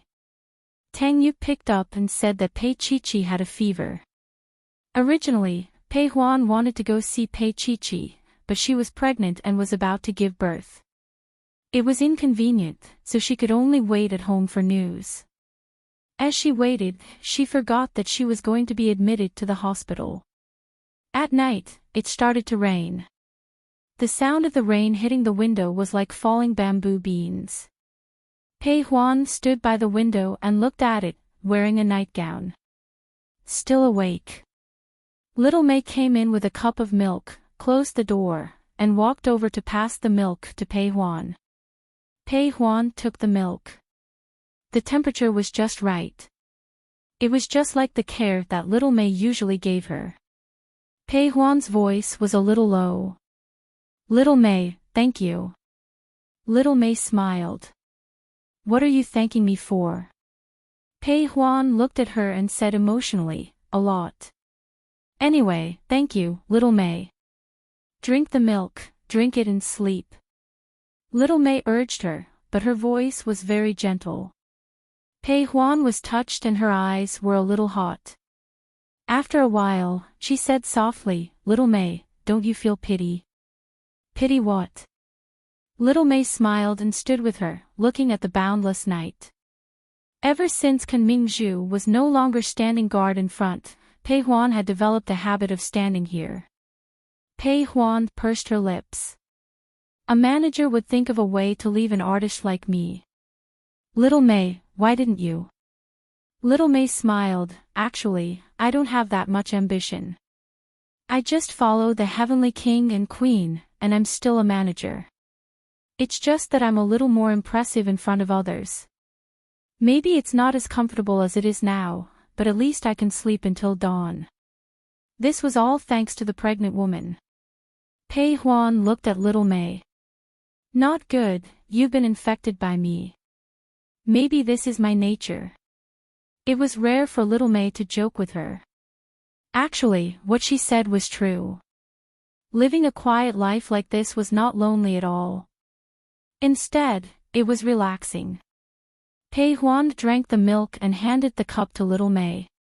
She said, "If I'm not in king anymore, Little May, come and be my financial advisor." Little May smiled. "I can guarantee that I will become your and the child's nanny." She raised her head. Heavens! I still want to fall in love and get married. I don't want to be a nanny so soon. I'll give you a holiday. You'll work 4 days a week. Pei Huan sincerely wanted her to stay. Little May looked at her and sighed, "Pei Huan, you should find your own happiness." She could tell that Pei Huan was still thinking about Kunming-ju in his heart, but he refused to admit it. The feeling of wanting to get close to old Kan but refusing to forgive him was not a good feeling, because Pei Huan could not find a reason to forgive old Kansas. Pei Huan pursed her lips, looking disinterested. "Let's talk about it later." Xiao Mei smiled and did not force her. She supported Pei Huan, who was pregnant, to the side of the bed and lay down. As she covered Pei Huan with a blanket, she seemed to have thought of something. "I'll arrange for you to be admitted to the hospital tomorrow. With such a big belly, it looks like it will rain for a week. If you suddenly have to give birth," as Lil Mei spoke, she suddenly paused and looked at Pei Huan. Pei Huan bit her lips and frowned. "It looks like she's about to give birth." She looked at Xiao Mei. Little Mei was also a young lady. She had never seen it before. "You look at me, I look at you." In the end, Little Mei was the one who bravely lifted the blanket to take a look. Oh.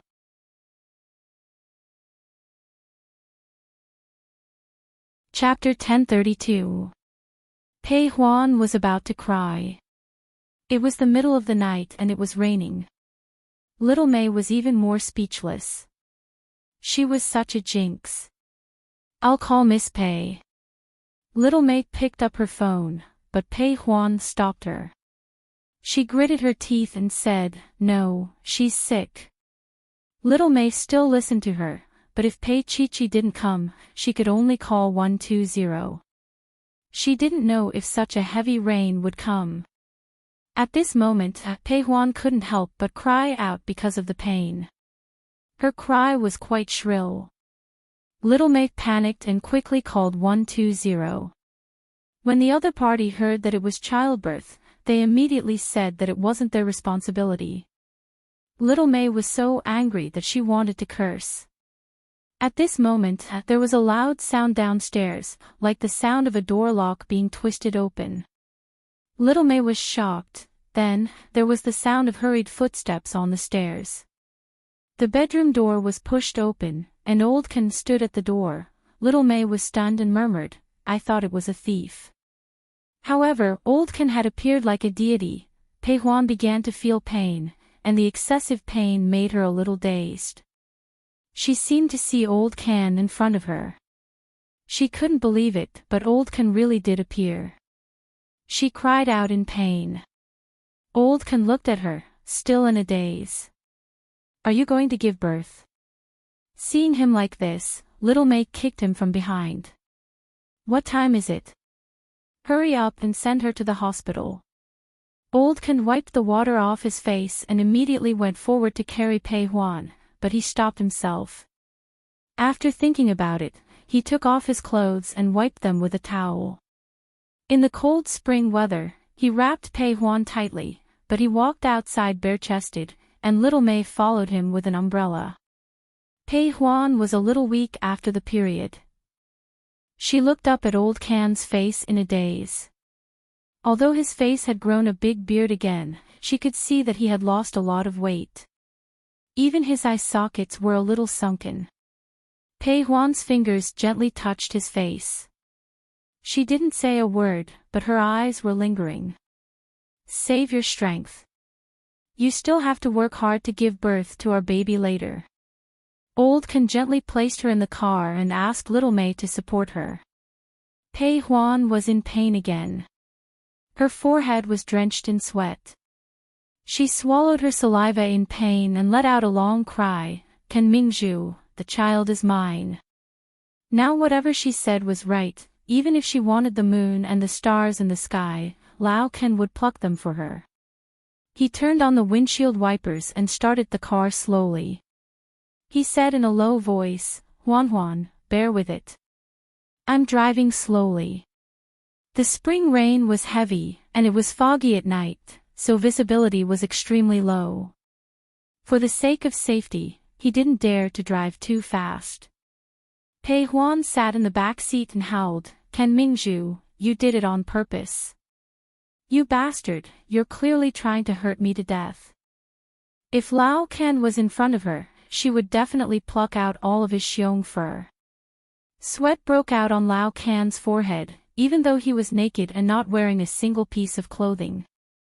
"Ken Mingzhu, I know you want me to die and let that old woman be the child's stepmother, right? Let me tell you. Don't even think about it." Pei Huan was in pain, she was angry, and she wanted to scold someone. Perhaps she knew deep down that Lao Ken wouldn't talk back no matter how she scolded him.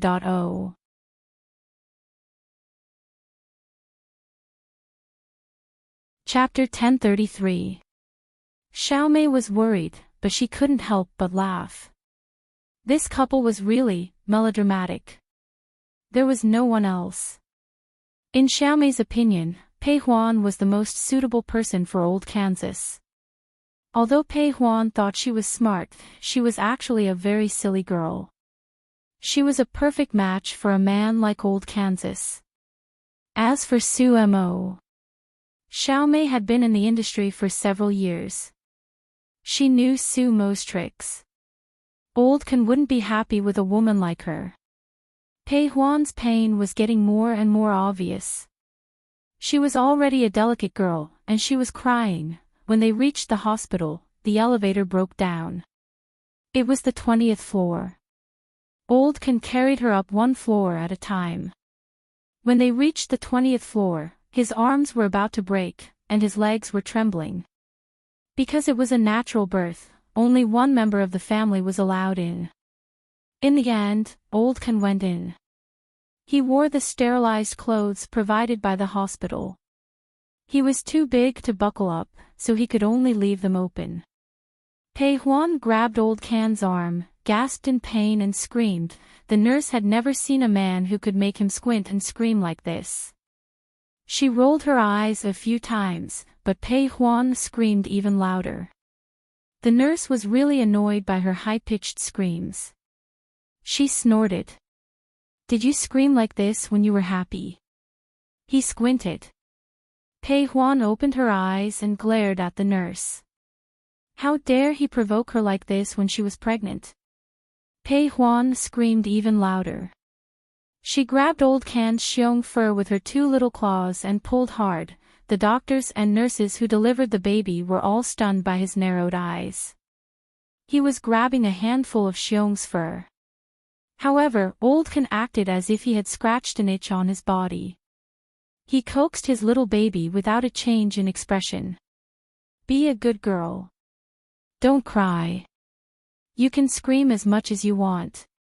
He then glared at the nurse. The nurse was shocked. The strong man in front of her had arms thicker than her thighs. He could probably snap her in half. She didn't dare to glare at Pei Huan anymore. The man in front of her was too fierce. However, Old Can was extremely gentle to Pei Huan.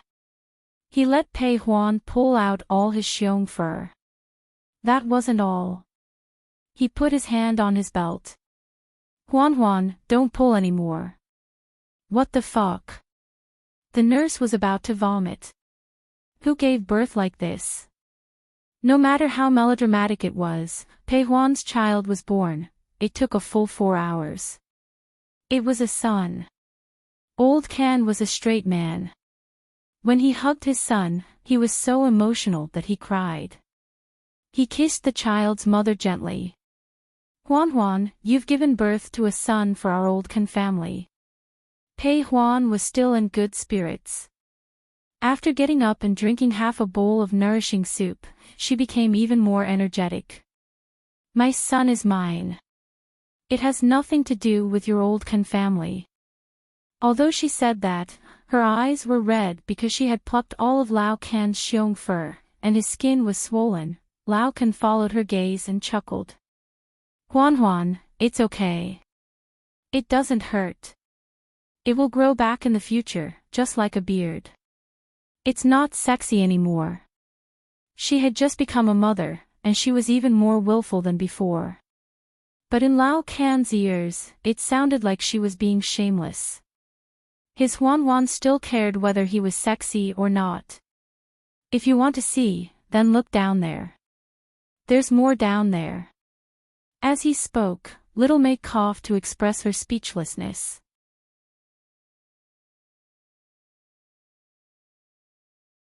Chapter 1034. Pei Huan snorted. "Who wants to see it?" Old Can hugged the child and didn't know how to coax him.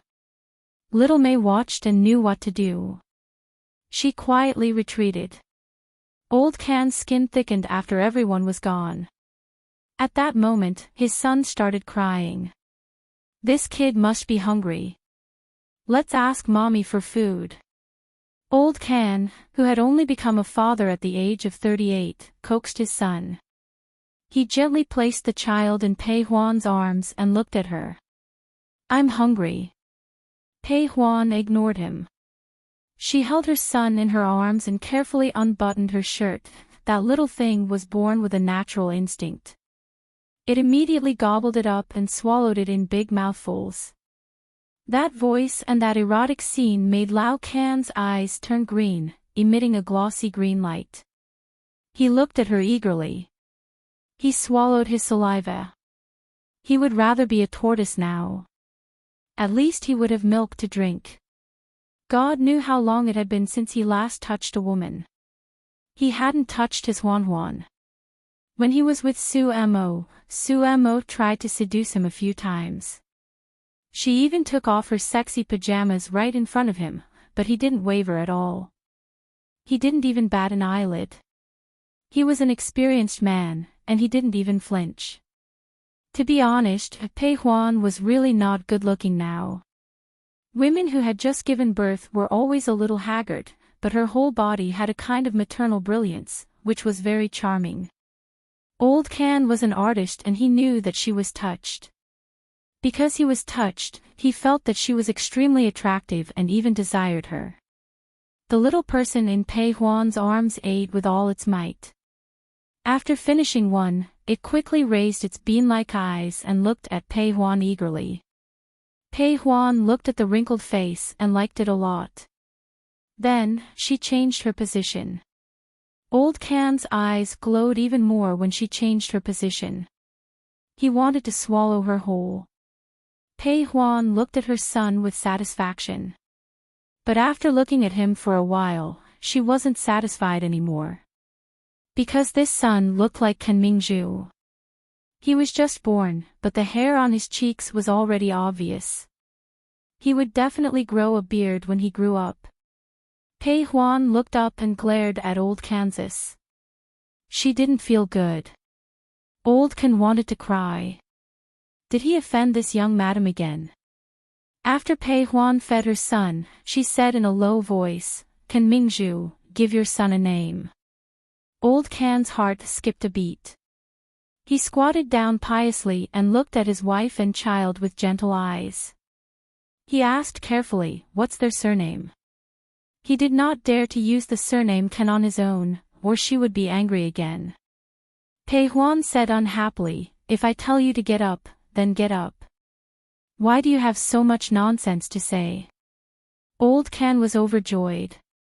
He simply could not believe it. Was she really letting him get up? What do you think of Ken Xing? Old Can felt that he was a pearl and his son was a star. They were quite compatible. Pei Huan didn't say anything, so Old Can couldn't figure out if this lady liked him or not. He was very anxious. Pei Huan looked at him and snorted. "If your surname is Can, it's better to call you Kardashian." Old Can swallowed hard. He could sacrifice his son for his wife. The bearded man's facial muscles trembled as he smiled. "That's a good name." "What a good name." Pei Huan couldn't help but roll her eyes. Silly.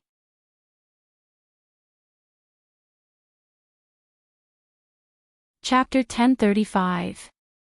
It was during this quiet moment that they were thinking about something. Was it time for them to be together? She had forgiven him, and he could finally walk out of Sumo's life and be with her without any worries. He told her everything about the past. From now on, there was only his wife and child in the world. "Huan, let's be together again." Old Can walked up and brushed aside her messy hair. "If you don't want to, I won't force you or make you angry." He was so humble and pitiful just to stay by her side. Pei Huan felt a little sad. Actually, she was the one who forced her way into his life. He wasn't ready to love her wholeheartedly, but she had already taken him seriously back then. Pei Huan said in a low voice, "Can Mingzhu, are you ready now?" Old Can's voice was so gentle that even he couldn't believe it. "Huan, yes, I'm ready." He had let her down 1,000 times, but he didn't say it.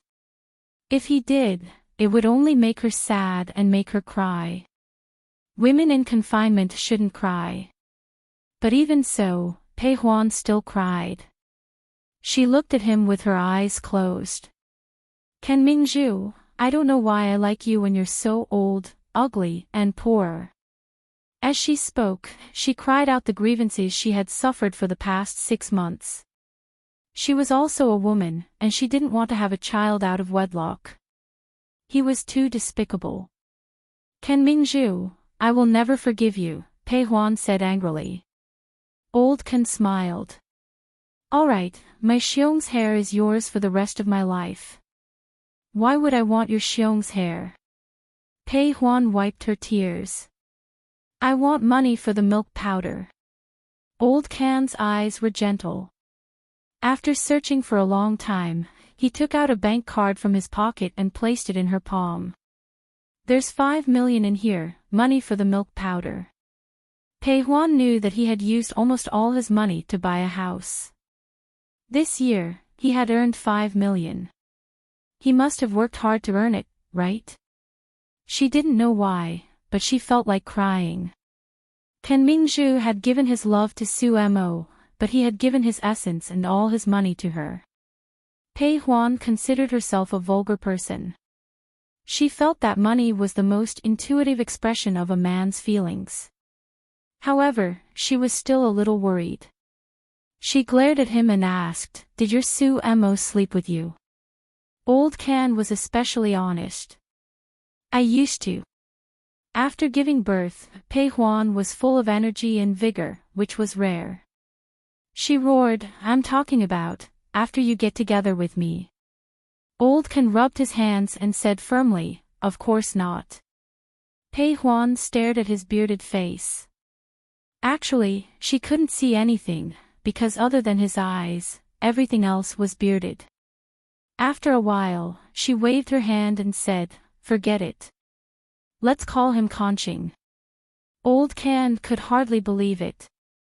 God, she forgave him. She forgave him.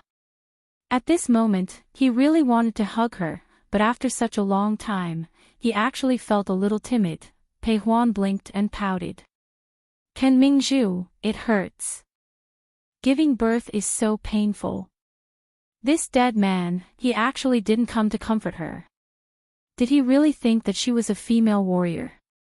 Old Can's breathing became lighter. Then, he gently placed the child on the small bed, bent over, and lifted the blanket. He couldn't wait to eat his son's food. At this moment, the nurse pushed the door open and saw this scene.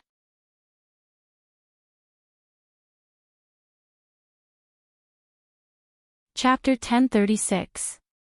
Old Can swallowed another mouthful of saliva, then released it reluctantly.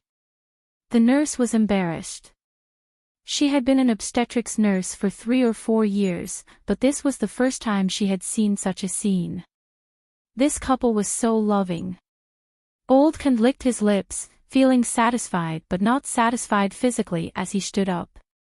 The nurse checked Pei Huan's body and recorded everything. When she reached a certain point, the nurse paused and then said meaningfully, "The milk has opened, and the method is for the husband to suck." Even someone as thick-skinned as Pei Huan blushed and glared daggers at Old Kansas. Old Can scratched his head and chuckled. Then, he went to hug his son.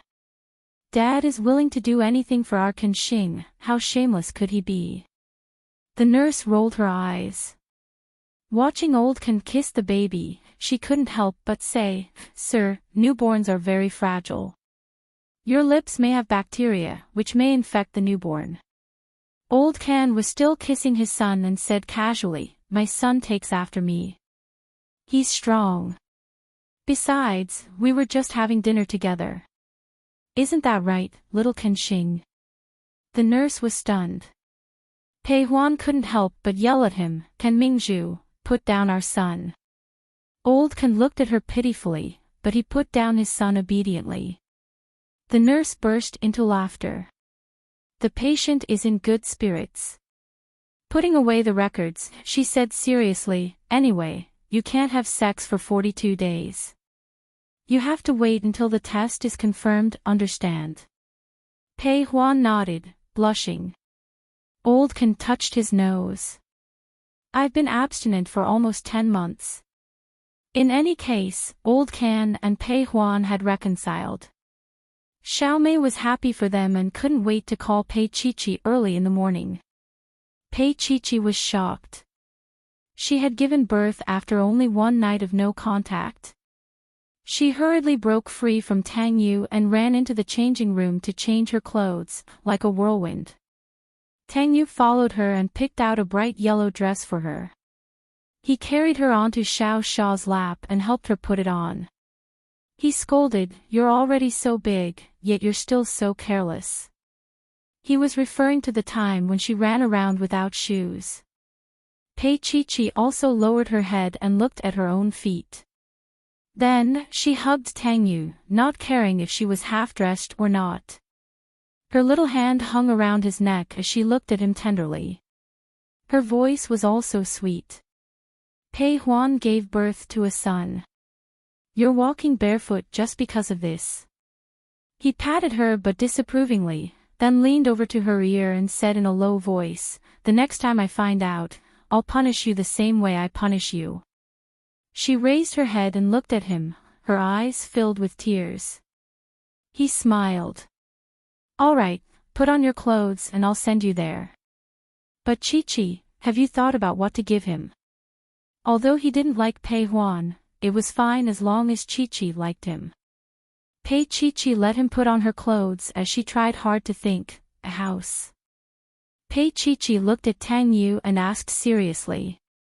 Tang Yu patted her little head. "Very good, this is very upstart. You bought me for 100 million. Pei Chi-Chi, who was being mocked, jumped up and hugged his waist. Tang Yu laughed. "This is different."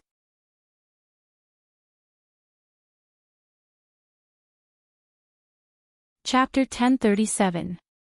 Tang Yu curled his lips and looked at his little fellow. "This is probably the only time in a lifetime. Because no other girl would be so bold as to seduce me when I'm drunk." Pei Chi-Chi punched him angrily. Her whole body hung on his body, and she lowered her head to bite his shoulder. He was only wearing a bathrobe. If they were to play like this, his bathrobe would be open soon. It wouldn't be able to cover anything. Pei Chi-Chi covered her eyes and said coquettishly, "Tang Yu, put on your clothes." He smiled and kissed her. He pulled her hand away and kissed her eyes. Pei Chi-Chi screamed and struggled to escape. She kept clinging to him and pushed her against the closet. At this moment, Pei Chi-Chi's long black hair was draped over her thin shoulders. The dress he had picked for her was long gone. She was practically sitting on him and could feel his change. His clear eyes were filled with some kind of intention. Pei Chi-Chi became rascally. She wrapped her little hands around his neck and said coquettishly, "We agreed to see Pei Huan and the child." He leaned forward and kissed her ear, murmuring, "Then we'll just do it once." With that said, he started to move. Pei Chi-Chi screamed and hugged him tightly like a little lamb. "Tang Yu, hurry up. Hurry up." The man who was already behaving like a beast in the morning raised his brows. Then, as she wished, "Hurry up. And hurry up." Pei Chi-Chi screamed again and again, her voice trembling. "Tang Yu. I didn't mean that. Hurry up." He nibbled her little ear and teased her. "Which one are you talking about then?" "Chi-Chi, I just want it to be faster." She bit her lip and looked at him pitifully with tears in her eyes. "I just want to end it earlier." Tang Yu chuckled. "It might be difficult. Chi-Chi, you might be able to say something nice." Pei Chi-Chi looked at him resentfully before hugging him. She whispered in his ear, praising how amazing he was. She called him Big Brother and Daddy in a soft voice. She thought that he would let her go. But the more she behaved like this, the hotter Tang Yu felt and the more he lashed out at her. Pei Chi-Chi angrily punched him, bit him, and scolded him with all kinds of nasty words. Tang Yu carried her into the bedroom and threw her onto the luxurious bed. He knelt in front of her and propped himself up on both sides of her body. He stared at her with his dark eyes and curled his lips. "Pei Chi-Chi, you're dead meat." She screamed and closed her eyes. Then she turned her little face to the side helplessly. "Tang Yu, you're bad." His heart softened and he kissed her little mouth. "All right, I'll let you go." She opened her eyes and looked at him. His eyes were full of tenderness. Pei Chi was a little hesitant again. She hooked her little foot around him and bit her little finger. "What about you?" "I'll settle it myself." It was rare for him to be so hoarse. Just as he was about to get off the bed, she hugged him and refused to let him go. "Chi-Chi." He patted her little hand helplessly. Pei Chi-Chi's little face was red. She hugged him and leaned down. She pressed her little face against his lower abdomen and said in a very low voice, "I'll help you." Tang Yu could not believe his good luck. He suppressed the throbbing of his body and stared at her. Pei Chi raised her little face and looked at him sadly. "Go and wash up." Tang Yu was ecstatic. He felt that today was a good day. He quickly went to the bathroom to wash up and came back to lie down. Mr. Tang was very satisfied with this morning.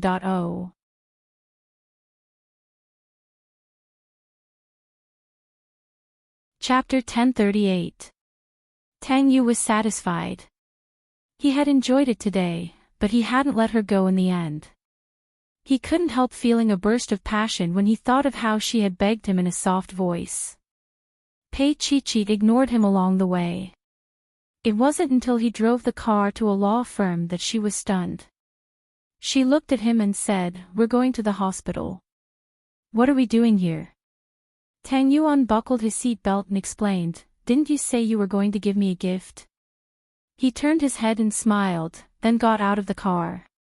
There was already a lawyer waiting in the law firm. He handed a document to Tang Yu. Tang Yu got into the car quickly and put the document on Pei Chi-Chi's lap. He buckled his seatbelt and started the car. Pei Chi-Chi opened the document in surprise. After reading it, she smiled and said, "It's indeed a big gift." She had already returned Bo Yi's shares to Tang Yu, returning them to their rightful owner. However, she hadn't expected that Tang Yu would give Pei Huan 1% of the shares. 1% was worth billions of yuan. How generous! Pei Chi didn't have any objections. She put the document away and heard Tang Yu say softly, "Not only for Pei Huan's child, but also for Kunming-ju." That year, Kunming-ju had brought Chi out of the darkness, and he was very grateful. Pei Chi smiled. He already has the best gift. She paused for a moment and said, "They've made up. I went to bed early last night and Pei Huan was about to give birth. Old Kun sent her to the hospital." She stretched lazily and her expression was especially gentle. "I'm really grateful for this rain. I'm grateful that I got sick." Tang Yu reached out and touched her hair. "Silly child." Pei Chi also smiled, and there was a strange light in her eyes. She pressed her little face against his arm and said in a low voice, "Tang Yu, I feel so good now." His heart softened. He didn't say anything and just let her lean on him. When he arrived at the hospital, he saw Pei Huan, Lao Can, and Kun Xing. Seeing them together again, Pei Chi-Chi's eyes were a little hot. This was what she wanted very much, but she didn't dare to tell Pei Huan. It was really good now. When old Kun saw the gift for his son's birth, he was shocked. He said that it was too expensive and refused to accept it. Pei Huan said calmly, "Take it. As long as it's from Chi, you can accept it." Pei Chi smiled.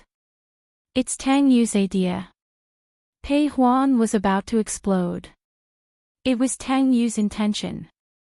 The corner of her mouth twitched a little because she felt a little uncomfortable. She had seduced Tang Yu in the past.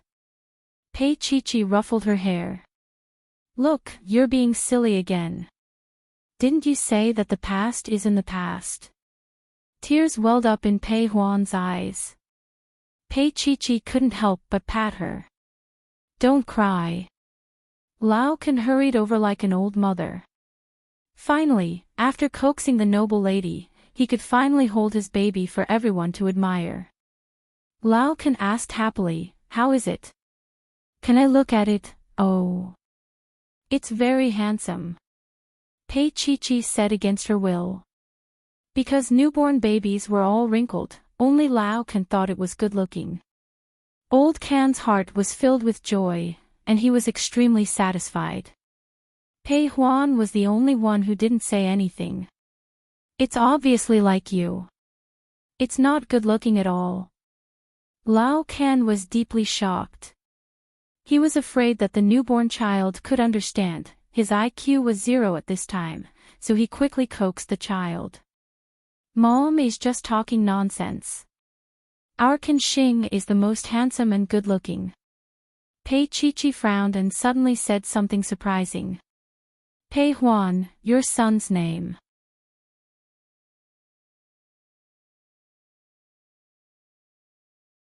Chapter 1039. What's wrong with the name? Pei Huan's gaze fell on old Kansas. She thought to herself, how could a newborn kid be so amused? Pei Chi held back her laughter. Your son's name. Ken Xing and Mao Xing. Why do they sound so similar? Even Tang Yu's lips curled up slightly as he reached out to stroke Chi-Chi's hair. Stop pulling. But Pei Huan was furious. She used to be ridiculed by the media because she didn't have any works on the red carpet. How dare Lao Can make such a name? Can Mingzhu, you must have done it on purpose. Pei Huan roared. If she could get out of bed, she would have torn Lao Can apart. Lao Can looked at Pei Chi sadly. I didn't mean that. Pei Huan cried, that's what you meant. Can Mingzhu, I almost fell into your trap. You're going to use my son's name to laugh at me for not having any works for the rest of my life. Isn't our Kanxing your work? Old Kan thought that this was a very good line of love, but Pei Huan cried out again, you still dare to say blanket star. How dare you? Kan Mingzhu, I'm going to kill you. Pei Chi and Tang Yu couldn't stop laughing. Pei Chi quietly nudged Tang Yu and whispered, look, isn't she becoming more and more like Zhou Meilin? Tang Yu was a man and a noble man, so he wouldn't easily comment on a woman. He just smiled and reached out to pinch her little face. Naughty. Pei Chi hugged his arm and said coquettishly, I'm doing it for Pei Huan's sake. I can't only find out when I'm 50 or 60 years old. How bad does Mao Xing sound? She looked up and smiled coquettishly. Tang Yu's heart was like a spring breeze. However, what happened next made Lao Can feel depressed. When Lin Jinrong went to the hospital for a follow-up, he met Xiao Mei and found out that Pei Huan had given birth. Out of politeness, Lin Jinrong asked his secretary to bring a bouquet of lilies and a piece of mutton-fat white jade, which was quite expensive. Old Can was a tough man, but now he was as narrow-minded as a needle. He stared at Pei Huan eagerly. Pei Huan asked Little Mei to send 2 sets of happy eggs to Lin Jinrong's secretary. After she left, she picked up the bouquet of flowers and took a deep sniff. It smells so good, Little Mei helped me arrange it. Old Can was very dissatisfied. This flower is plain and doesn't look happy at all. It won't look good in the delivery room. Xiao Mei smiled. Lily is a sedative. Pei Huan wanted to provoke Lao Kansas. She looked at him and said, he doesn't have any aesthetic sense. Old Can was unconvinced. I'm a cameraman. But you still have no sense of beauty. Otherwise, why would you fall for an old woman like Su Mo? This was Pei Huan's little idea, but she was not stupid enough to say it out loud. Old Can stiffened his neck. In the end, he softened. Fine, fine, fine. If you think it's good, then stay. Old Can did not have the right to speak. He wiped away his tears in his heart. He had no status now. It was already a blessing for him to be able to be a nanny. After the 2 men went out for a smoke, Pei Chi finally had a chance to talk to Pei Huan. She sat by the bed and covered Pei Huan with the blanket. Pei Huan looked blissful as she let go. Have you made up your mind? Pei Chi looked at her. Pei Huan nodded. Yes, Chi. I've made up my mind. Pei Chi smiled. Since you've made up your mind, then live a good life. Old Can is a good person.